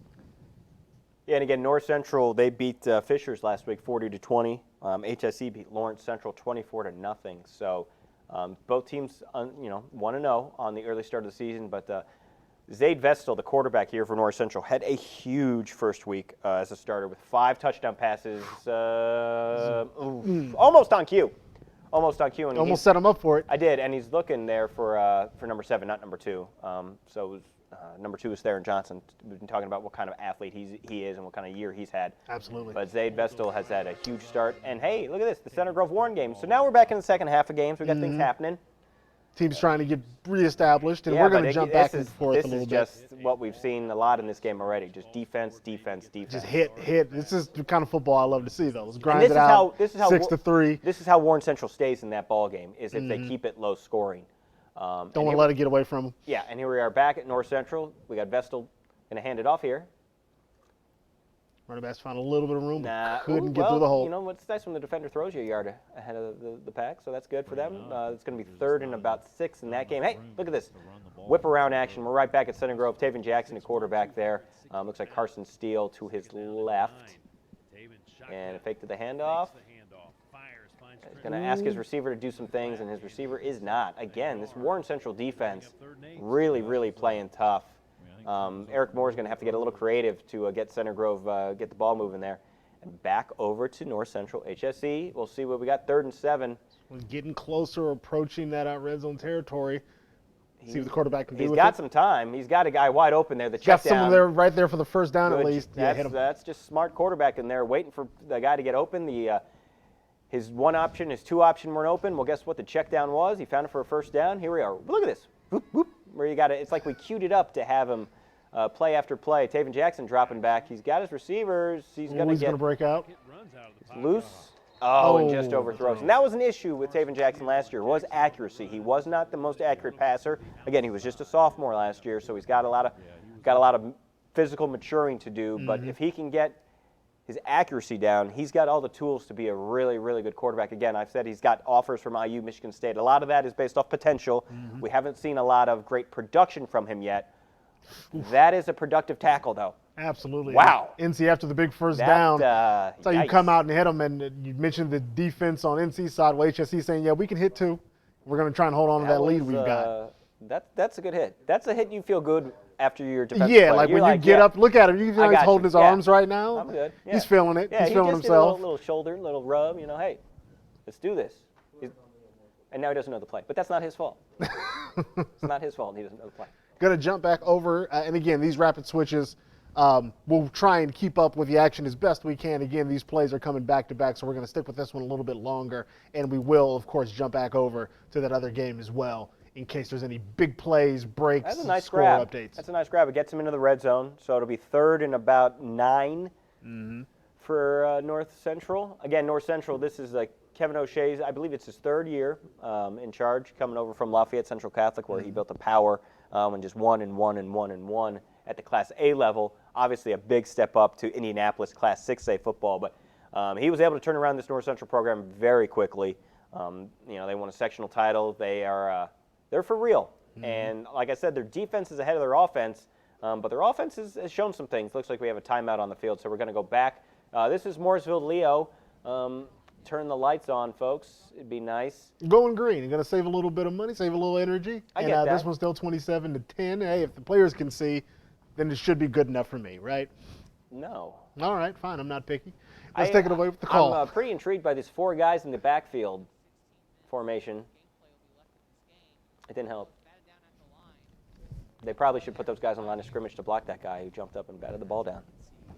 That probably would have been helpful right there.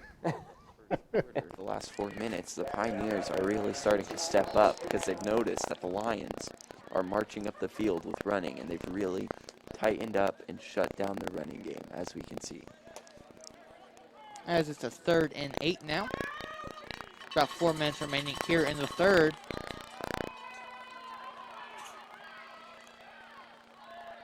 Barber under center again.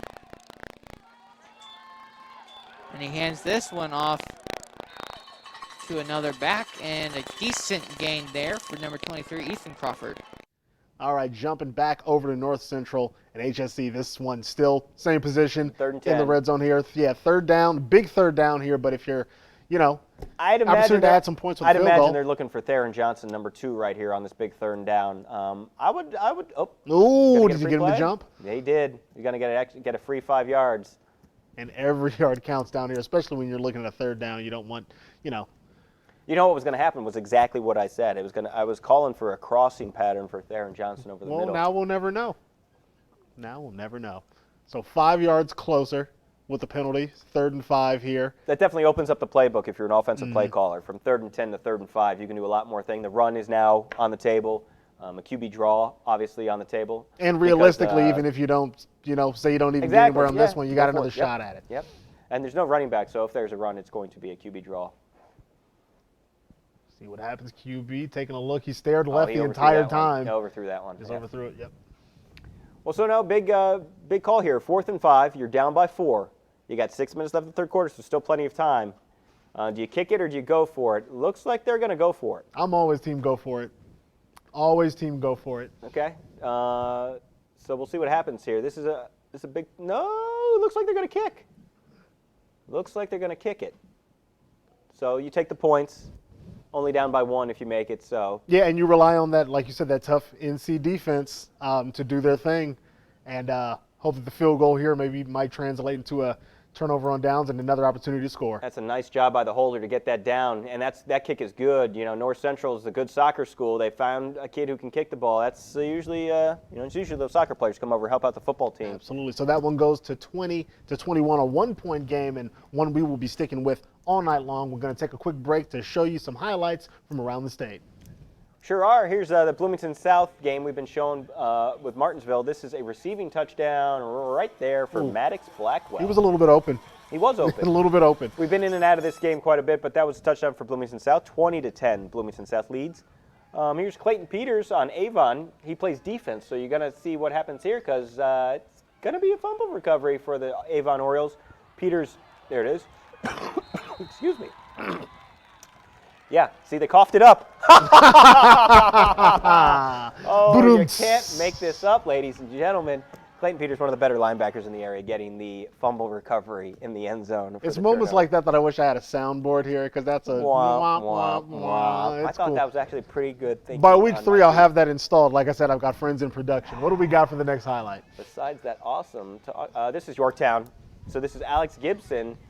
Yep, there he goes, 19-yard catch and run touchdown for Yorktown. So that's from our friends at the Muncie Star Press, Jordan Gusky and Robbie General, both former interns here at the Indianapolis Star Newsroom. So they know extended Star family. They know exactly how we do it, and we appreciate them helping out. Oh, here we go. We got more. This is Tori Evans from Evansville Central, also in the network. Ooh. From our friends at the Courier Press. He just found the corner, and they weren't going to catch him. Made one cut, broke homie's ankles, and was gone. Hey, you want to go back to Yorktown again? Sure. I do. Here's Jack Stinson. Touchdown. Yorktown Tigers, I believe it is. So 28-0 Yorktown. And the last of this batch, Dalen Carnell, Ben Davis. He is one of the best. You talk about Theron Johnson from North Central being one of the best athletes in the area. Well, this man right here, Dalen Carnell, Missouri recruit, plays both ways for Ben Davis. He's a corner. He's a receiver. Heck of a ball player. Going to go to the SEC in Missouri. Still don't know why Missouri's in the SEC. But they are. Avon leads Ben Davis 28-6 at the half. All right, so another great set of highlights, and it's been a great night of action so far on week 2 of IndyStar Friday Night Live presented by Bath Experts. Going to take a quick break. Enjoy this word from our sponsors.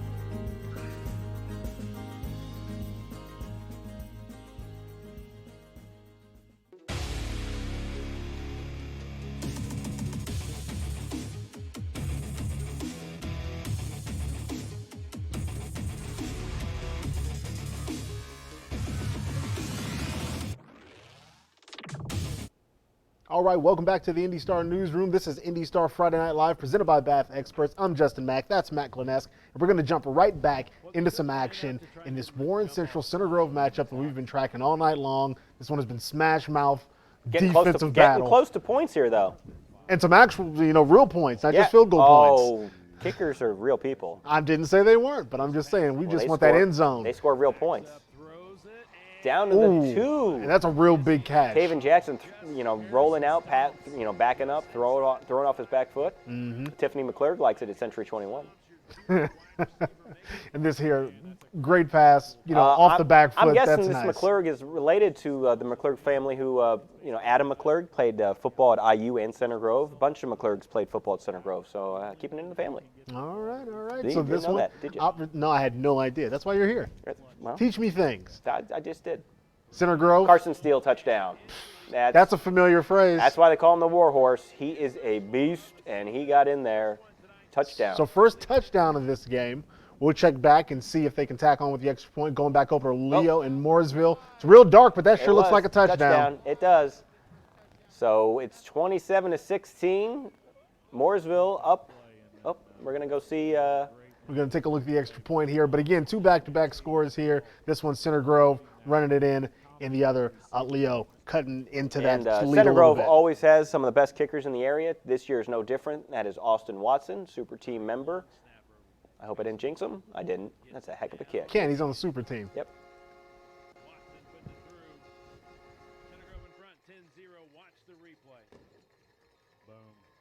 Just straight power football on that right side with behind Cox and Big Sam Boris over there on the right side. And Center Grove gets the first touchdown. And man, it's the first touchdown of the game, 10-0 lead. But, man, it feels like it's 30-0. The way that Center Grove defense has played tonight against Warren Central's offense, that's a very, very important 7 points. So for Carson Steele, nearing the CG school record in career touchdowns, he now has 54.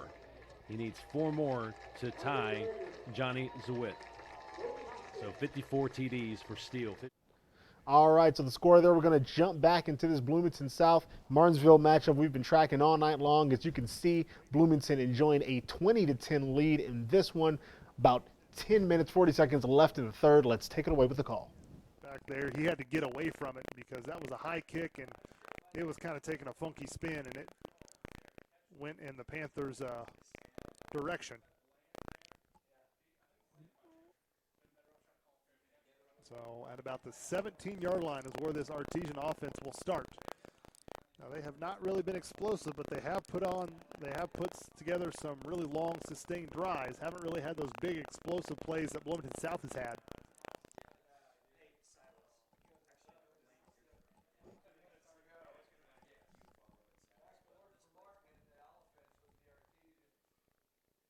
Martin fakes it. Going to get it to Mabry. Mabry tries to get a block, does get a little bit of a block from Skaggs, and rolls to about the 30-yard line. So it will be close to a first down. I think he's got it. He does. About a yard or 2 more than he needed for the first down. So about a 12-yard catch as Martin finds his go-to receiver in this early season to Mabry. Skaggs, he is going to be tackled immediately. Might have got a yard or 2 on that catch, but Skaggs nowhere to go after he caught it. So actually got more than I thought. Looks like he's got about 3 yards on that catch.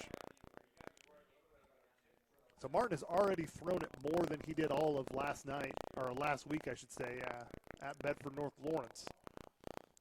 Now, really hasn't slung it deep too many times. A lot of these kind of short passes or little shovel passes is what has been his bread and butter so far tonight.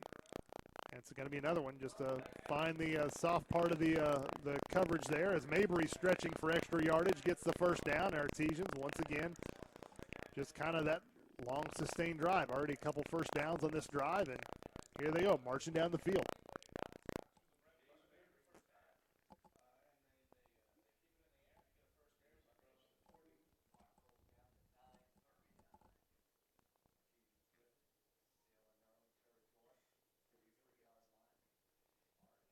Hands it off. Cox finds a hole, and he gets tripped up at the 5. All right, going to jump back into Harrison and Westfield. This one's still 27-3, right where we left it. Harrison still trying to have something different happen here in the second half. So we're going to stick with it, see what happens next. This run's a good way to kick things off. And you'll notice on the sideline, all the way from the 10-yard line to the 10-yard line, socially distanced players on the bench. So you see that there. You might be wondering why they're standing so far apart. Well, now you know. Socially distanced. There you go. And gets a little bit of steam. As Coach says, he runs angry. Well, now they're inside the red zone. Last couple times they've gotten just a field goal out of this.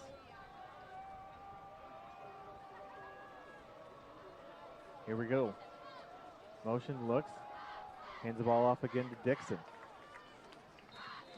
Good job right there by the Rocks. A gang of players.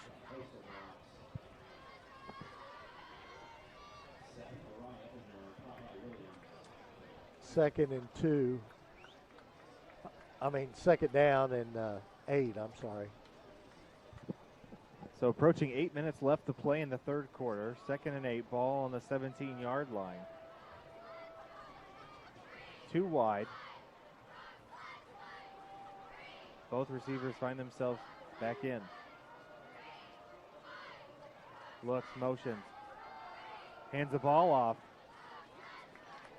Trick play there. Got a little delay there. Max Bunger on the carry for them.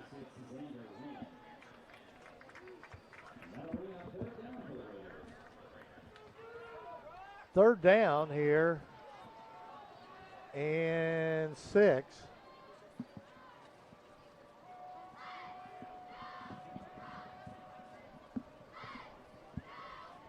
No under center. Gives off to Dixon. Finds a little bit of hole there.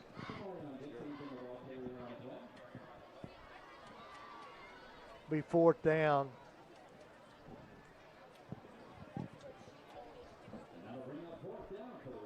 And 3. And no doubt Harrison Raiders will go for this. 4th and 3 on the 12. Here they go. Could be a quarterback sneak. Nope, we want to change it up. Always got to get set, see what the defense has to show. Make any adjustments here. Looks. Oh, they're going to throw it. Incomplete. That's a turnover on down. Big series right there starting the third quarter for the Rocks. So Rocks take over on downs. I do want to thank all of our sponsors here tonight. All right, jumping back over here to Franklin Central and Roncalli. Last time we left this game, it was a closer ball game than this. So Roncalli really putting up the points here. My goodness, yeah, 30-6 in this one. They've got possession, but got a lot of road to cover here in this one. Sure. And he did that all himself. I mean, he didn't have any blockers in front of him. He put on some speed and made a nice cut. Broke some tackles. Both Andy Clayton and John Wardzala checking in tonight. 2 guys that took up residence right under our booth for home games last year. Enjoyed having them with us last year in person. Glad they're alongside tonight. Watching and listening. Leffler rolls on 1st and 10. Plants and throws a high lobber down near the goal line. It's picked off. Boy, Leffler was hit too as he threw it, and he's slow to get up back at the 45. And he is wobbling his way to the sideline. It's picked off by Ben Massey. All right, jumping back over to Warren Central and Center Grove, 10-0. We saw how they got those points courtesy of Carson Steele running it into the end zone. And this has been the biggest lead of the game in a very, very tight defensive matchup. Yeah, and you can see, like I've mentioned before, the Center Grove defense has plenty of Division I talent on it. 94 right there, the big, tall kid in the middle. That's Austin Booker. We've seen a big sack from him on one of the highlights we've shown. Number 91 standing right next to him, that's Caden Curry. Again, I've said he's got offers from Ohio State, from Clemson. He can go anywhere he wants in the country, and they are putting it on the Warren Central offense right now. Powell takes a low snap. Across the middle, completed pass, short of the first down. Yeah, Michael he's Clark, his number one target. about 2.5 yards shy, I believe, 2.5 yards shy. So, I mean, Warren's getting, we're under a minute 30 here in the third quarter. I think Coach West is going to go for it here. It's a long 2 yards. It's almost 3. Yep. Trojan fans making some noise on 4th down. Powell under pressure. Oh, he got away. Gets away from Booker and pushed out of bounds. I don't think he got it. Ooh, let's see where they're going to spot it. There is nobody over there to spot it. Oh, my. Let's see. You see the sideline judge has got them a first down. That's a terrible spot. Wow. I mean, he was knocked out of the play. You see it right here. You look at that ref. He's 4 yards out of bounds into the Warren Central sidelines, and he marks it there. And, I mean, they're going to measure it, but I think he's got a first down. At the moment, they're going to try to eyeball it. I mean, it's hard to see up here and without a camera there right on that sideline where exactly the ball went out. Credit to Powell. I mean, he got pressure at the start. He wiggled out of an ankle tackle there in the backfield, and then he was able to dive there and what appears to be very close to a first down for Warren. They have not indicated first down. Yeah, they're measuring. They're going to measure. They only have to walk about half a foot to measure it from that sideline. It is a Warren Central first down. They'll place the ball at the 40. That's a big one, a big first down for Warren. The junior did a great job at quarterback. Absolutely. Again, his first varsity start. He was getting pressure. You could see him kind of jump out of the pocket. Used his great speed and quickness and got enough for the first down. I mean, he got pressure right up the middle, and I don't know if it was Curry, if it was Booker, if it was both those guys, but he wiggled out of that first one and he got a good block from his wide receiver out there and picked up a first down. Another low snap. He handles it. And Mitchell Evans He's picks got it off. space. He's to the 50. He's got a blocker. Yeah. He's got good speed. He's 30, 20, 15, tripped up from behind. Mitchell Evans, the junior. There. And a big interception there. Let's jump back over to Leo in Mooresville. Mooresville up 27-17 in this one. 1st and 10, and they are real close. That's Brecken Green, the small running back. Oh, they're even closer now. Touchdown. Yeah, touchdown. No, they're not. No, Mooresville's got more points. Well, yeah, I'm aware of that. Oh, you I'm said just saying close. he was close, Oh. and then I'm saying he's getting close Gotcha. to the All right, end we're zone. going back and to the end center. zone. Okay. Back to Man, Center Grove, I Warren apologize. Central, IndyStar Friday Night Live, presented by Bath Experts.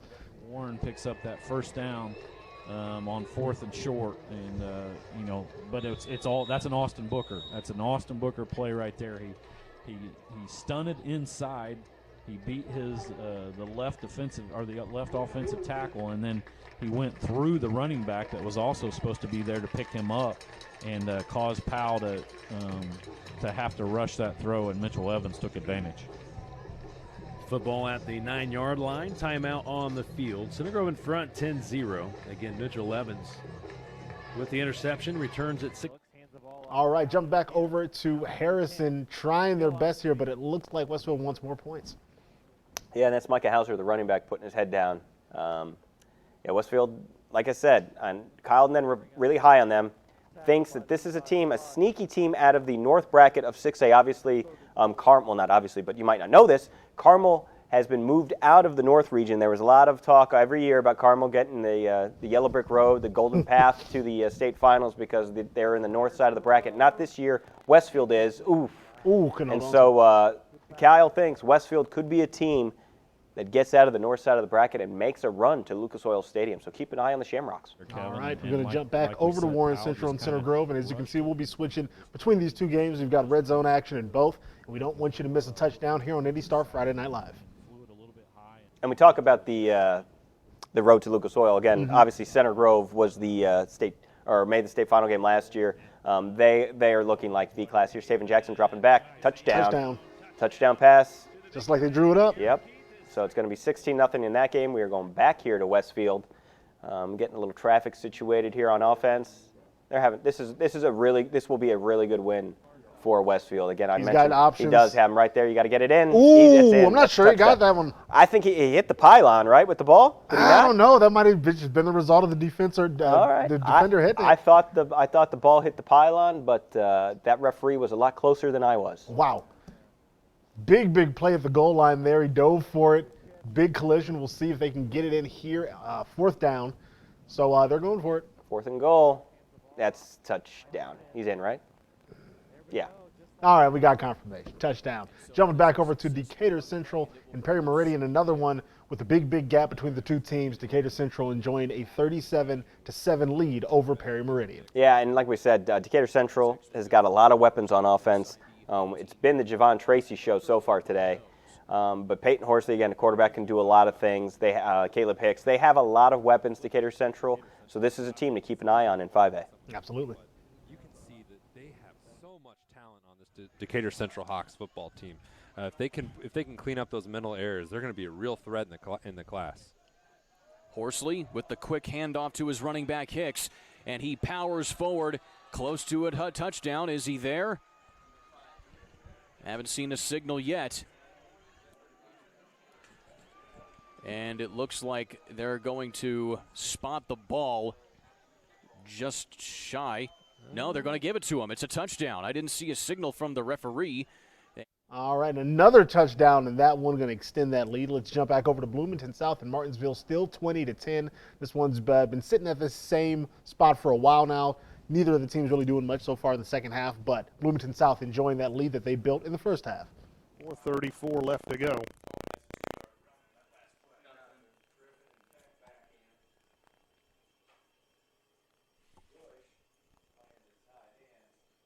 And they hand it off left side, nowhere to go. It's dropped, I think, behind the line of scrimmage. 24 there for the Artesians with that tackle, Tanner Smith. It's another tackle for loss for him, so 3rd and about 9 coming up for the South Panthers. So the Artesian defense, a chance to really make 2 big stops. Because our Panthers probably going to be in 4-down territory here, regardless of what happens on this play. Artesians really haven't given the Panthers much room to run. Most of their runs have been scrambles. So DJ Bull, he's going to look to pass this time. He's got a man. It is picked off. It's Bland.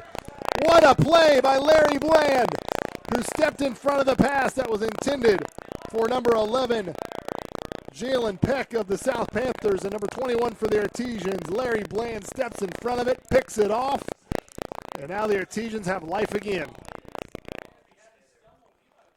Larry Bland, that's his biggest play of the night, but he had that really nice defensive play against Blackwell where he just played it perfectly. We'll take a look at the replay here. DJ Bull, we think he has a touchdown here, and Larry Bland just steps right in front of the pass that was intended for Peck.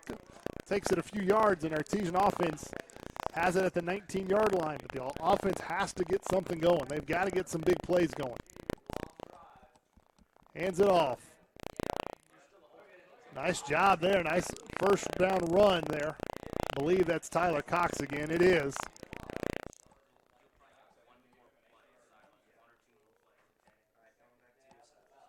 So that's a good start of this drive. Gives Martinsville a little bit of breathing room.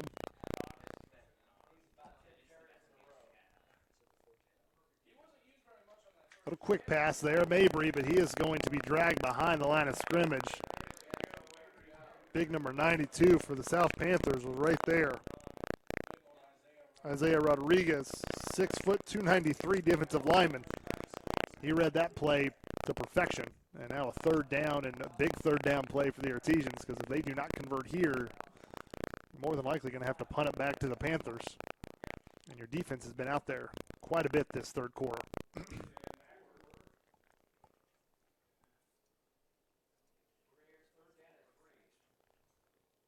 Hands it off. Nowhere to go there. Pretty conservative play call there, and just a run up the middle and ran into a brick wall. So punting team will have to go out there, and Wes Pemberton's going to have to boot this one.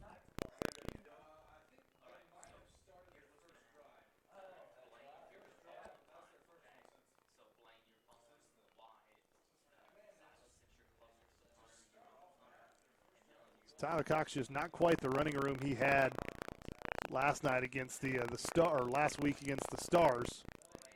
Has had a few nice runs, but Pemberton end over end kick there, and that's going to bounce toward the Artesians, exactly what Weston wants to do. Now Blackwell will scoop this up, so you have to watch Blackwell here because he can turn, and he does not. This time he does get tackled to the 35-yard line, but anytime that Maddox Black. All right, that one's going to stay put as far as the score, so let's jump back over to Leo in Mooresville. Mooresville, after that last touchdown we were able to bring you here on IndyStar Friday Night Live, the score is now 34-17. Leo's got a long way to go. Let's take it away with the call.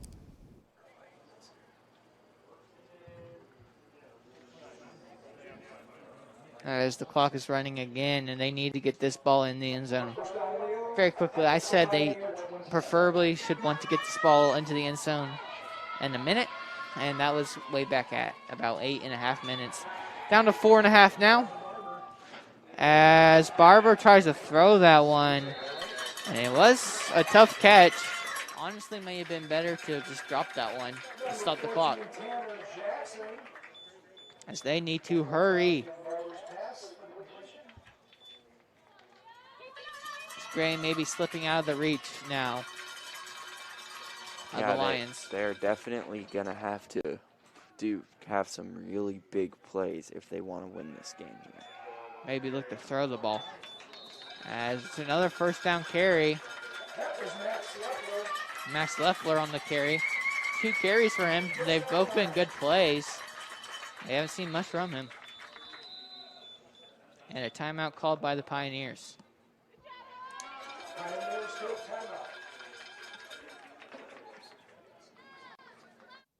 All right, they're going to take a timeout in this one, so we're going to do the same. Enjoy a quick word from our sponsors, Bath Experts.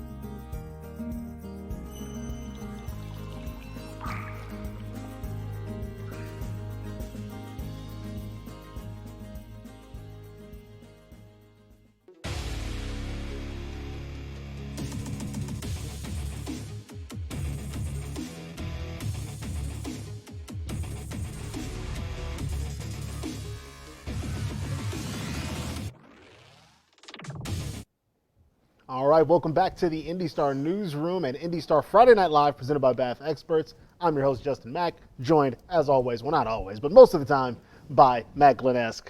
And we've got some more highlights from around the state, gathered by our team of IndyStar Friday. What do we call them? Do they have a name?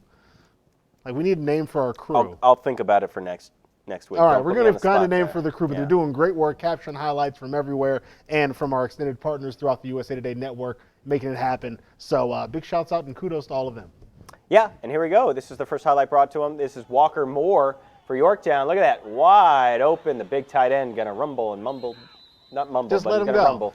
And he's going to get down to the, we're going to call it into the red zone there. Nice 40-yard play there. Here's Aiden Seek. Edgewood, interception. I still hate this field, but it's growing on me. It's not. There's nothing about this that should grow on you. It is awful. But nice interception there from Mr. Seek. Aiden Seek from Edgewood against Monrovia, though Monrovia still leads that game. All right, what's up next? Leroy Hankins from Evansville North. Guess what? This is 9-0. It's a baseball score because it was 2-0 up until that point. So 9-0, Evansville North, Leroy Hankins. Thank you from our friends down at the Courier Press for helping us out with that game. Another highlight, there you go. This is Ollie Richardson from Lawrence North. This is Up and Marion, and nice touchdown there. Ooh. LN, again, they're having a big game. They are coming off a big win against Avon last week, probably one of the surprises of the week in week one. Lawrence North, that offense is for real. They've got Donovan McCulley, Omar Cooper, you want to talk about a star in the making. Omar Cooper is just that. He is a junior receiver, had a huge sophomore season, plays basketball as well. Kyle says he might be the next David Bell locally. Okay. Some high praise. David Bell, obviously, Big shoes. The freshman of the year at Purdue from Warren Central, was a heck of a basketball player, was on a state championship winning basketball team, was on a state championship winning football team. Omar Cooper, the basketball team probably had a chance last year to win a state title. Obviously, the tournament was canceled. The football team's got a long way to go. They were 4-7 last year. But there's a lot of talent on that Lawrence North team. They can make some noise in that sectional, and Omar Cooper is a name to remember. Absolutely. You probably already know it by now, though. Yeah, for sure.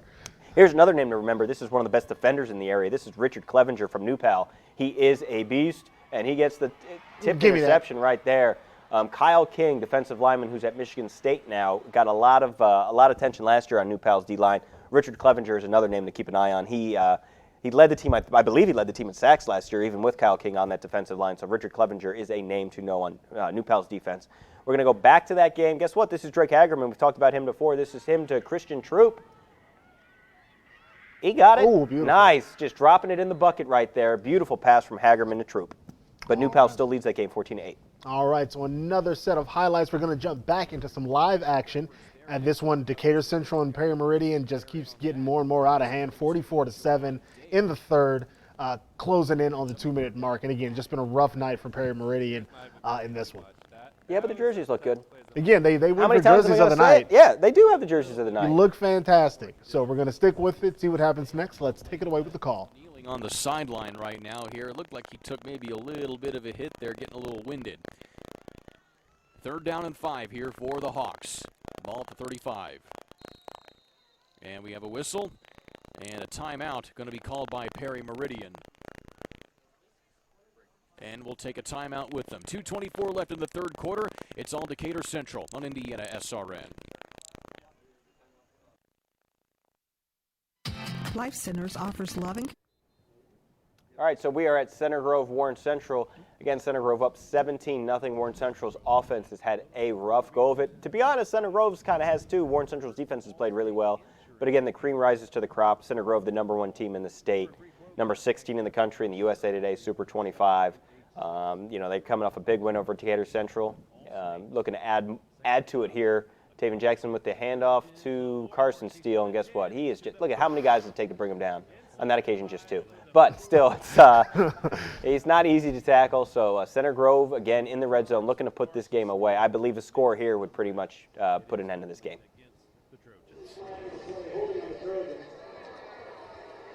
And you know what they called that on, Kevin? I don't know if we can see that replay one more time, Kevin, or Matt, but, I mean, you see, I believe it was Carter DeGraff. Watch from the center position what he does with the guy in front of him. Right there, 78. See him pushing him, boom, and pancaked him. I think that's where they called the hold. And he might have got a hold of the jersey before, but he definitely pancaked him at the end. So now the ball placed at the 24-yard line. Makes it 2nd and 11. Taven Jackson, handoff. Nothing up the middle for Carson Steele, so he tries to bounce it. He's taken down at the 26, so 39. lose yardage. 39 is Dalen Pfeiffer. Yep. He's a linebacker, senior. Loss of 2 yards, brings up 3rd and long. They did a good job of hanging on to Carson's ankles there and not letting him get out of that. Carson is so good at that. Whenever somebody just grabs one leg or whatever, of wiggling out of that and getting a big gain. But credit Pfeiffer, he did a good job there. And 3rd and long for Center Grove. Call it 3rd and 12. A little confusion in the backfield. Down to 3, 2. Didn't quite have the right guys, personnel. Weems was running on late, so a timeout called by the Trojans. 7-11 left to play in this one. Center Grove in front, 17-0. We had All right, timeout there, so let's jump over to Decatur Central and Perry Meridian. And Decatur Central That's Peyton Horsley. doing what they've been doing all night. Another touchdown. Jeez. My goodness. How many points you want to score? Apparently 51. And if they don't put a cap on it, they don't. And I think we're going to get to a running clock here. And we are. It probably has been a running clock for the whole second half. But running clock. which a rule I actually like. Rule change. Last year was the first year they did it. Kind of a mercy rule. Keep the game moving when it gets over 30 points in the second half. So that's what we're here. Didn't know if the jump was necessary, but Yeah, why not? maybe he's practicing for the hurdles when track season starts. There you go. You know, got to think about multi-sport athletes. There you go. So 50-7 in this one. Perry Meridian, it's been a rough night. It happens, but still glad we were able to capture this game and share this with everybody here on IndyStar Friday Night Live. But still, shouts out to those jerseys. Yeah, and I bet you they get to 60 before the night's over. I don't think so. Well, just a minute. It's all going to turn around running right clock. here. Running clock, you're right. It's all going to turn around right here. So this one, 51-7, and also brought to us by our friends at Indiana SRN. Cathedral here Shout next them out. They've been a Friday great night. partner, not just this season, but last season. Well, we got some score updates, and that was a WOW score update from Cathedral over Carmel. Wow, and there's another one. I told you that Lawrence North offense. Marion. So Center Grove, thanks for doing our job for us, going through the scores. Appreciate it. 28-20, that HSC North Central game we told you is one we're going to watch. Probably has been the most competitive game of the night. We got a fumble here. That's Taven Jackson, and then we got someone pushing him over him. Mooresville beats Leo 34-17 final. End of the third quarter. I want to give you an update. Avon 41, Ben Davis 6. So wow there. And if you want to know how North Central scored, they blocked a field goal, picked it up, and ran it back for the touchdown. The two-point conversion was good. So the Panthers and HSC are actually tied at 28. So it's 28-28 in that game that just happened. Sorry we couldn't bring it to you, but we're watching Austin Watson line up for a pretty long field goal. Yeah, this is one's a about big 47-yarder, if I do my math right. And he got plenty of it. He did. And I told you, Center Grove, year in and year out, has some of the best special teams in the state. And they have another gem in them in Austin Watson. That's it goes understated sometimes, but it's a weapon to be able to put your kicker anywhere on the field and guarantee points. Cool. And Roncalli, Franklin Central, that's Aiden Leffler. Roncalli's putting up big numbers today. Again, Aiden Leffler, Baron Hubler, Kyle Locker, they've got a lot of experience on that offense. They know how to score points, and it looks like they're on their way to victory. All right, and if you are joining us, I want to thank everyone again for tuning in for Week 2 of IndyStar Friday Night Live, presented by Bath Experts. You can find it everywhere. Be sure to tell your friends. If they missed out on this week, it's not too late. You can still send them the link. Facebook, Twitter, YouTube, Twitch, we're everywhere. Tell your friends and use the hashtag IndyStarFNL to share your thoughts about the show, the games you're watching, or games you might be attending right now, either working or enjoying. So, got another final for you. Franklin 63, Shelbyville 6. Ooh. All right, so 63-6. 63-6. Ooh, it's been a rough night for a lot of teams. Let's take it away with the call in this one and see what happens next between Roncalli and Franklin Central. And Caden Gore, number 14, laid out for it, and he almost made the catch but couldn't quite get there. So incomplete pass on fourth down. And here's send Luke Russell out to try a field goal here. Luke kicked a 43-yarder on the final play of the first half. This is a 37-yarder, a 47-yarder, beg your pardon. 47-yard field goal on the left hash. Caden Gore's the holder. Russell, good snap. A lot of leg. Can he get there? Short. Just short. It was on line, but short.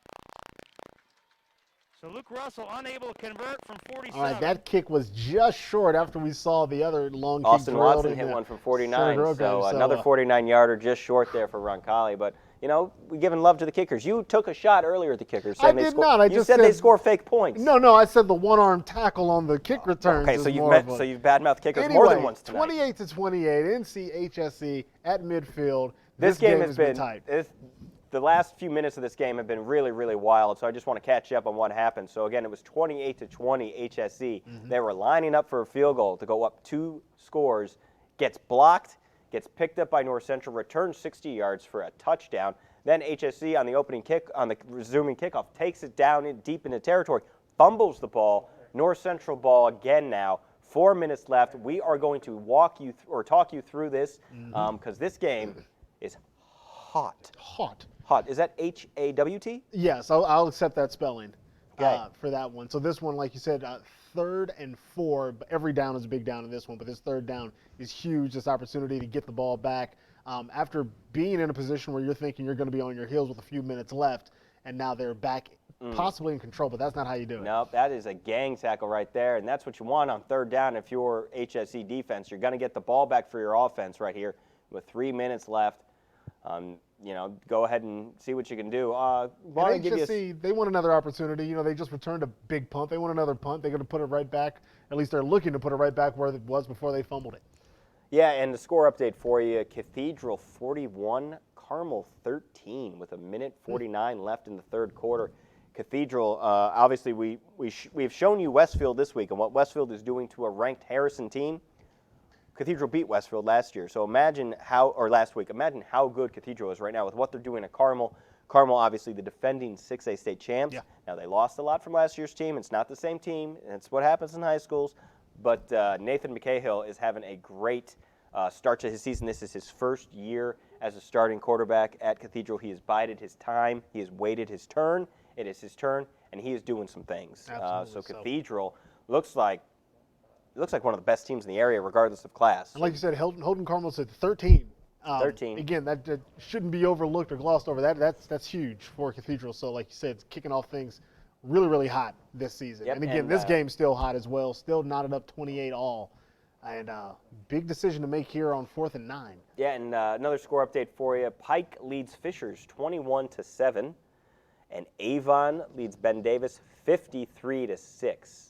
Wow. So Avon not happy about last week's loss to Lawrence North. They have put up, as Rob Peters would say, a 50-burger. You want another 50-burger? I got one for you.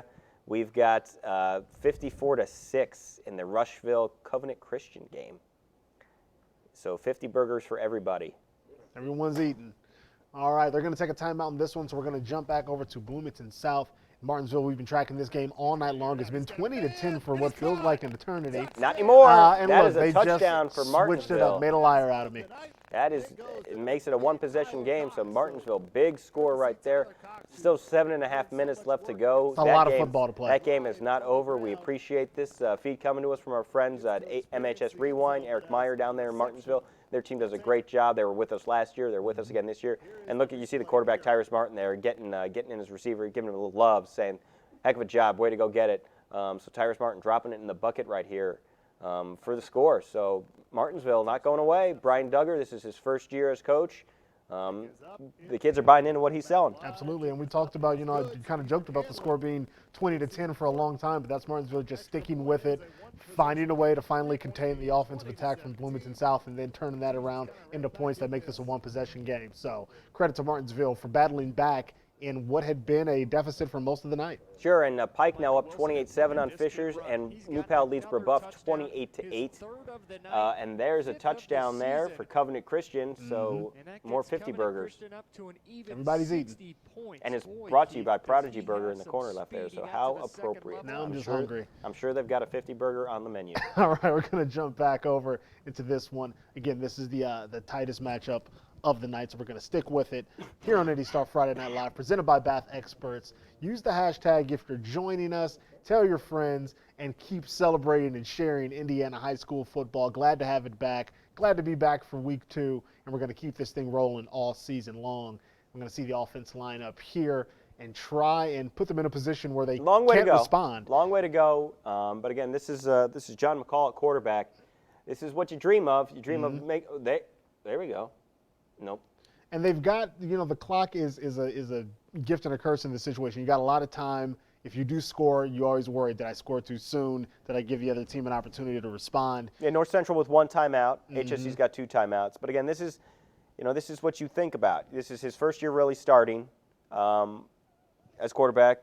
You want to go drive down the length of the field, win the ball game for your team. Now, again, field goal is enough to win it. They were just lining up for a field goal, had it blocked, returned for a touchdown. So it's you got to be careful. You can't just play for the field goal. But really, they need first. But that's not going to be first down. Yeah, and it's a lot to manage against this defense, as you pointed out. We talked about North Central's D. Yeah.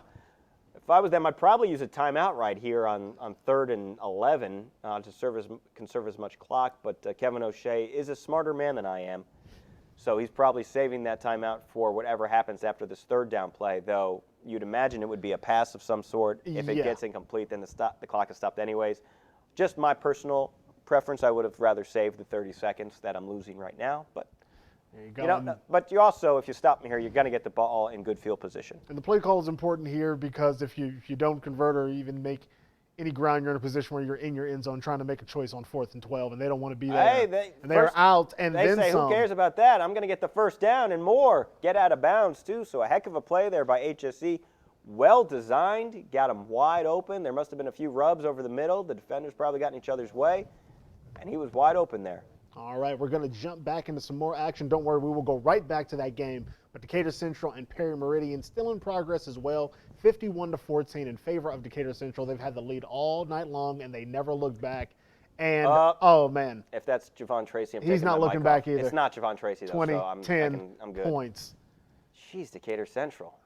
Might be looking at 60 burgers after all. Hey, that's right. I did say they were going to score 60. Another Don't go for touchdown. So 57-14 in this one. Let's go right back over to this one that's all knotted up at 28-28. And under 2 minutes left in this one. Sure. Not a lot of time for HSC, and even less time for North Central if HSC is able to score. Also going to give you a score update. Western is 28, Western Boone 21. So the defending 2A state champs, Western Boone, are looking at 0-2 start to the season if that score holds up. Plainfield leads Tri-West 34-21 with 11 minutes to go in that game. Lafayette Jeff leads Lawrence Central 36-28. They're about to go to the fourth quarter in that one. So plenty still going on. This game obviously winding down, but we've got some games just going to the fourth quarter. So be sure to go to IndyStar.com, check out our live blog. We'll have all the scores, all the roundups. Akeem Glaspie does a great job curating that, so you don't want to miss the roundup. It'll be we'll be updating it all night long with highlights, with stats, with photos from across the area. All right. Here's John McCall going deep again. I got excited. He's got to go. Oh! Almost. What a play. Not the interception. The interception would have been huge, but a huge defensive play all the same. He had a step, same. and it was just a little bit underthrown. Ooh. Great play by the defender right there. Saves the game. Looks like he might have tweaked the right leg a little bit on that one, which you hate to see, but the defensive effort is just second to none. It was no one left between him and the receiver except for him, so he stopped a potential touchdown and saved that game for his team. And he might be cramping up this late of the game. That does tend to happen. So he is they're going to take a break in the action and get him some attention. But again, this is the game. It's we thought it was going to be one of the better ones of the day, and it has been. Definitely lived up to the hype. It's going to jump back over to another good game. How about this? Look at Martinsville. South Martinsville. This would be a heck of a result for Martinsville. For Brian Duggar in his first season as coach, they were down most of this game, just scored to make it 2017, just got the ball back.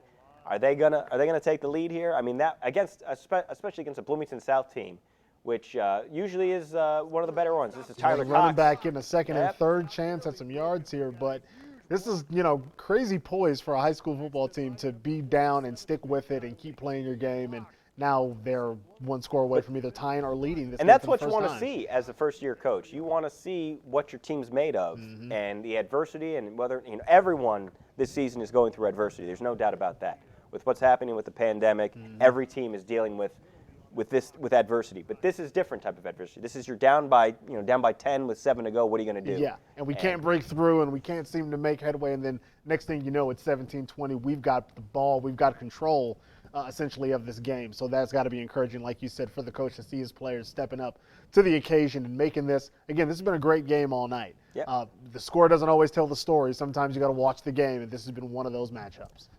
We got a big play in this game. What was it? A punt fumble? Punt fumble.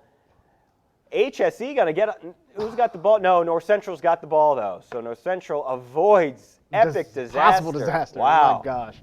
The punt, we usually don't show punts because they're punts. No. The blasphemy of kickers and punts, I will not stand for.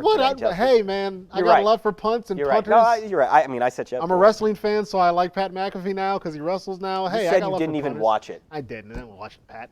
Anyway. 20-17. Going back to Martinsville, we'll keep you Martinsville. Posted on what's happening in that North Central HSE game. Nice little pump fake. Back shoulder. What a grab. What an adjustment from the receiver. Martinsville in business. Hello, Dolly. Hello, Dolly. Who's Dolly? I don't know. why I said that. Well, good evening, Dolly. That is a heck of a catch. And Martinsville, it's one of these situations where momentum can change everything. Martinsville down by 3, but they look like the team that is fully in control of this game right now. And it's just awesome to see. Look at the sidelines. Everyone's fired up. The team on the field can Should have feel said it. like This is hello great. Damons, because isn't there a Damons right off 37 in Martinsville, right across from the high school? Yeah, that would have been a little bit better than Dolly. There used to be. Oh yeah, no, Dolly was awful. Just all over the place. Yeah.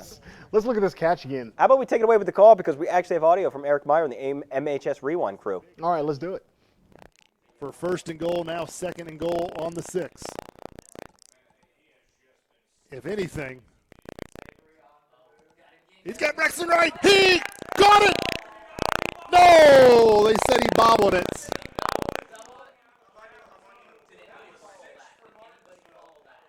Braxton Wright had it in his hands. He kind of struggled to bring it into his body, and the official said he did not come down with it inbounds cleanly. We're going to take a look at it real quick here. Slow it down for you. If we need to go live, we can. There's Braxton Wright, has the football in his hands. He's bobbling it right now.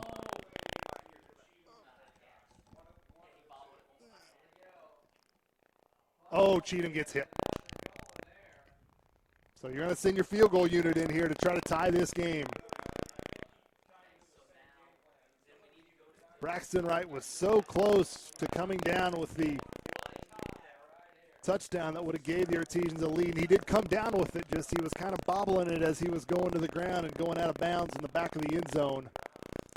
So now it's Ethan Hanlon.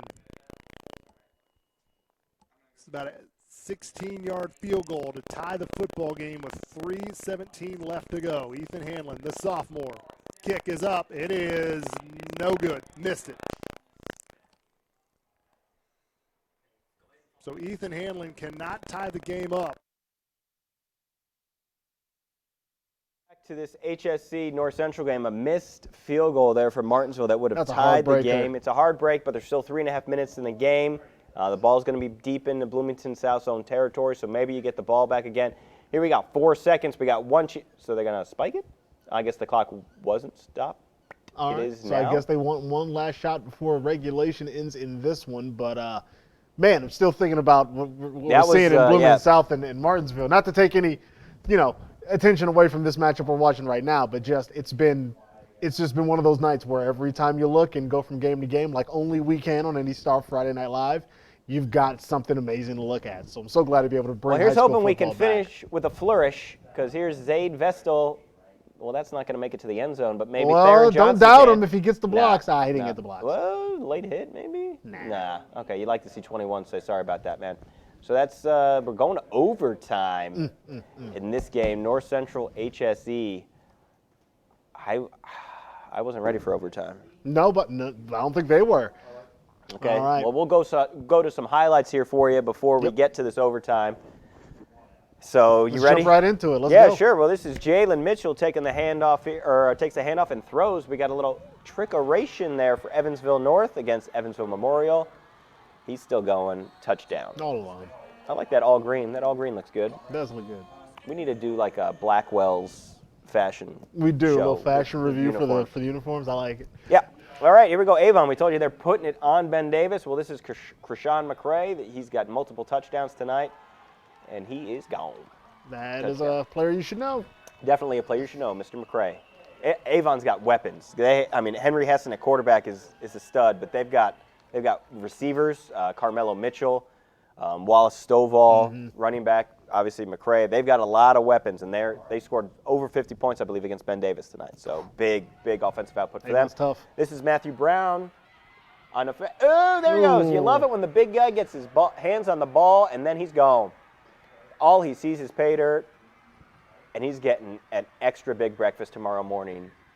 Good for him. All the bacon and ham you want. All the biscuits and gravy. Let's go. Is that what it is? All the biscuits and B&G, gravy? baby. Okay, sorry. I don't think biscuits and gravy. We talked about all the weapons Avon has. I mentioned Wallace Stovall. I mentioned Carmelo Mitchell. I didn't mention Remington Gall. Guess what? That's Remington Gall. Touchdown there from Henry Hessen. We talked about the quarterback. He's got a lot of weapons to play with, and they are scoring at will against Ben Davis. Avon lost last week to Lawrence North. They ain't losing this week. And we talked about this New Pal game again. This is Grayson Thomas, another touchdown for him tonight. Again, no more Charlie Spiegel. Lincoln Roth is still back there at quarterback. Blake Austin at receiver, so they still have some familiar names. Yeah, they don't miss a beat. That's a new name to know. Grayson Thomas, multiple touchdowns today. And here is Jacob Lanning of Edgewood. He's going to lose the fumble. Your favorite field. 4th turnover of the day. Yo, I hate this field. I do. I hate this field. There's the fumble.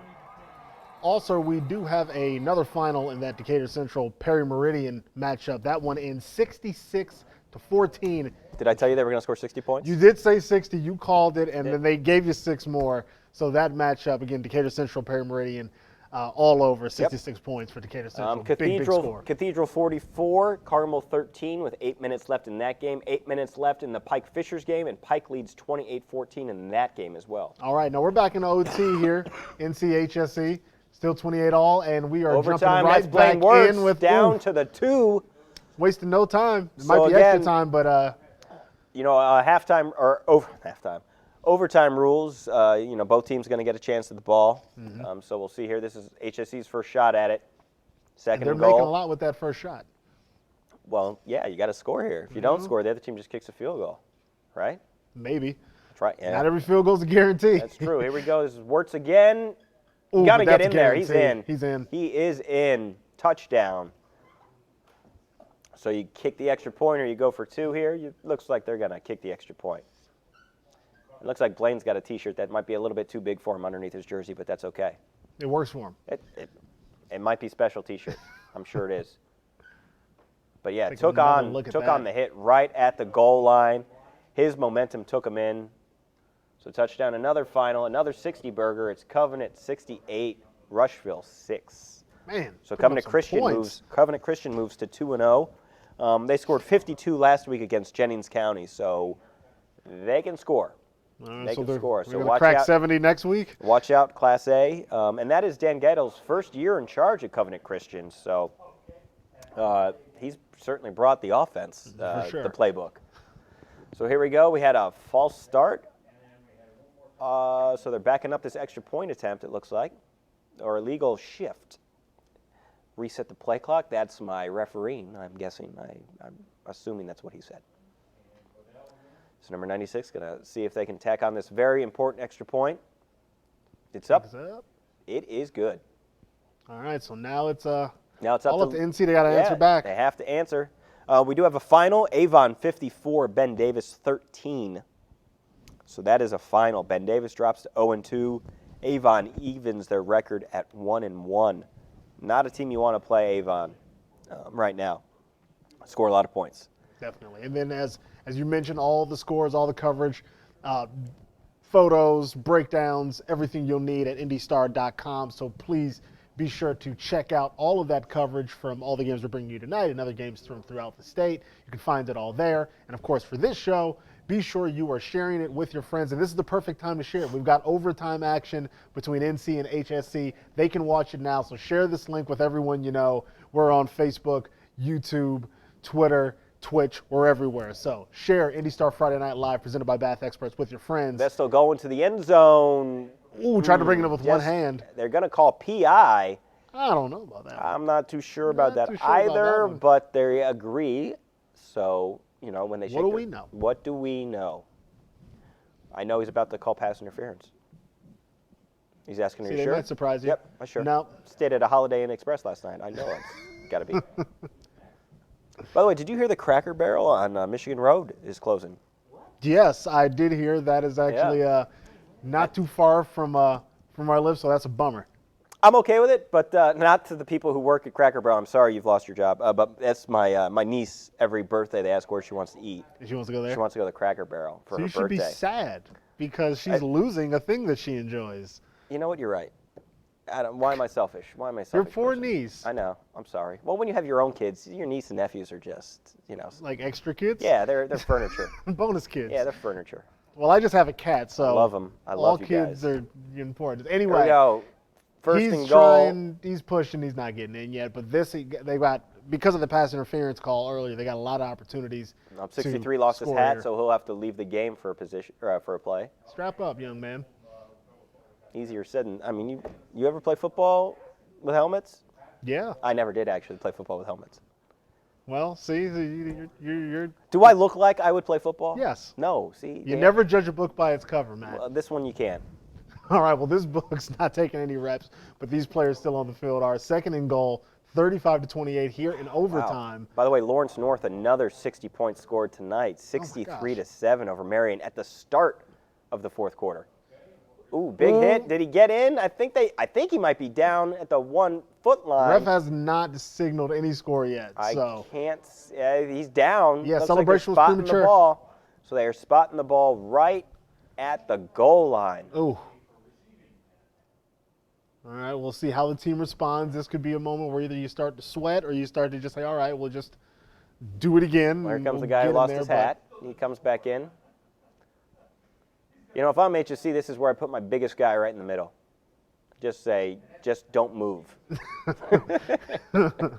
Easier said than done. No, HSC it's definitely pretty easy keep- not to move. Oh, they Like I stopped said, him. easier said than done. Did he get the ball across? I'm not sure that he did. I don't think he did either. The ref is calling him down. Wow, And he puts it right back on the We one. are going to have a 4th and goal from the inch line with the game on the line, folks. How do you want this night to end just like this? And HSC is fired up. You can see their defense is fired up. Number 62 is getting after it. So let's see. You literally could sneeze almost and get the ball across the goal line, but the defense is saying, no, you got to cover your mouth and sneeze now. Let's go. That was a terrible line, folks. I'm sorry. Go, big play. Ball snapped. He's already after the QB. He's got to make a this. choice. I don't like it. He's got to throw it away. It is ball. Oh, what a he catch! caught it. And he brings caught it in. Wow. They're trying to wrestle it away, but you can't take that away from them. They tell you as a defender to knock it down. Don't knock it in the air. The ball got knocked in the air. And the ref's trying to sort it out. What a play. That is touchdown Wow. North Central. Did we get a little excited on the desk? Maybe. I'm sorry. Yeah, if you're listening and I blasted your eardrums when I screamed, I apologize. But that is some concentration. Tip balls are terrifying. Yes, and no one cursed, so we're all good. Hey, hey. Yes, but wow, what a play. It looked like a broken play, and for all intents and purposes, No, it was a broken play. But they put it back together on the fly. But wow, and a kudos. timeout here from North Central. Are they going to talk about going for 2 in the win? Oh, man. They might go for 2 in the win, which I can respect. Yeah, I respect it. And this is a great opportunity to say thanks for everyone who's been joining us. Definitely. As you can see the picture Wow. in picture. I'm sweating a little bit. I've been sweating the whole time. Well, yeah, the whole time. These lights are bright. But it's been a great night. Like I said, we're able to, and again, we're so happy to be able to bring you so many games while you are safely at home, enjoying it, hopefully with the family, cracking over some cold ones, just water, by the way. Yeah, I was about to say cold what? Water. These kids are 17. The parents, the families. Anyway, it's been awesome, and these games that we're able to bring you are an example of why we love doing this so much and why we're so glad that we're able to bring you IndyStar Friday Night Live presented by Bath Experts for Season 2. My palms are sweating. I'm so nervous right now. Well, this game has been fantastic. And I'll ask your opinion. So what do you do if you're in North Central? Do you go for it? Do you I try go to for win the 2. game? I go to win the game. You go to win the game? I go to win the game. And I know I've just, 3 plays in a row, I ran it, got stopped, and it took a miracle to score this touchdown. Yeah. That's found money to me. I'm going for the win now. All right. That ball could have easily been knocked down. This is found money. This is quarters in the cushions. I don't usually like to do this, but I actually agree with you. Go for it. Go for it. Go for the glory. I mean. Now, and we have said that North Central's defense is the better unit for them, but they've given up 35 points. They're probably tired. I'm sure everyone's a little tired. We saw some of their defenders cramping up earlier. Go for the win. Go for the 2 points. Yeah, the thought of another exchange is probably tough right now. We'll see what happens. Zaid Vestal dropping back. We got do we have a timeout from HSE? They wanted to see how North Central was going to line up. So now they know. Wow. All right. This is using those timeouts strategically. We can do some score updates for you. We got Pike still 28, Fishers 14. Marion scored, so Lawrence North only leads 63-14 in that game. Again, Decatur Central won 66-14. The Cubs are losing to the Reds, if you care about that. No, not necessarily. Cathedral is up 44-13 over Carmel. New Pal wins 28-8 over Brebeuf, so that is the first game of the season for New Pal. They had to cancel their Week 1 game. They had a lot of players in quarantine because of COVID, so this was their first game back. 28-8. I believe that's something like their 49th straight regular season win. It's very hard to keep track. They're getting close to a state record. Also, Greenwood wins over Indian Creek 41-20 in an all Johnson County matchup. Greenwood improves to 2-0 now, so big win for them. And it's 29 straight wins for the Dragons, 64 straight in the regular season. So 64. Yeah, Man. so I was about 15 off on that. My bad. Like I said, it's hard to keep track. Yeah, Mooresville beats Leo. We checked in on that game quite a bit, 34-17. And I'm going to stop giving you scores so I can give you this 2-point conversion. This is the game. Zaid Vestal in the backfield takes a snap. He's got a guy wide open. Leads him a little bit. Theron Johnson got it. Touchdown. He is in for the win. It is Theron Johnson again making big plays for them. The Northwestern commit, and North Central improves to 2-0. What a game! Wow.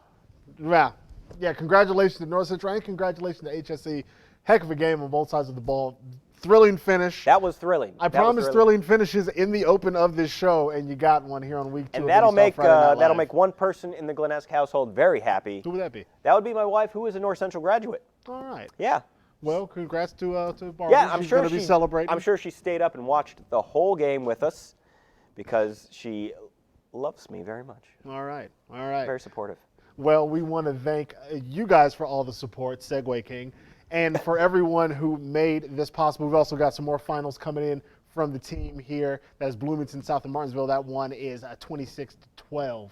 26-17. So 17, okay. His 7s look like 2s, just like the interns' G's Oh, look 17. like F's. All right. Yep. A little whiteboard snafu there. But again, this has been a great week of action Great on week. IndyStar Friday Night Live. Again, credit and big thank you to all of our network partners, all of the different crews who are capturing and sharing those games for their respective programs, be it a big network or it's just a group of students who are making it happen. It is so awesome that they are broadcasting high school football across the state and that we are able to share it with you. Like I said in week 1, and I'll continue it throughout the season, didn't know if I'd be able to share this desk with you and share football with everyone here across the state, but so glad to be able to do it again for week 2. So for week 3, you know where to find us, and you know when to find us, 7 o'clock on anything with IndyStar's name attached. That's IndyStar.com, our Facebook, our Twitter, our YouTube, our Twitch. And if you want to find me on Twitch, I'm on there all the time anyway, playing video games. So feel free to join us every single week for the rest of the season for more big plays and all the gridiron stars of tomorrow today. I'm Justin Mack. That's Matt Glennesk. Have a great night. Wash your hands. Wear a mask.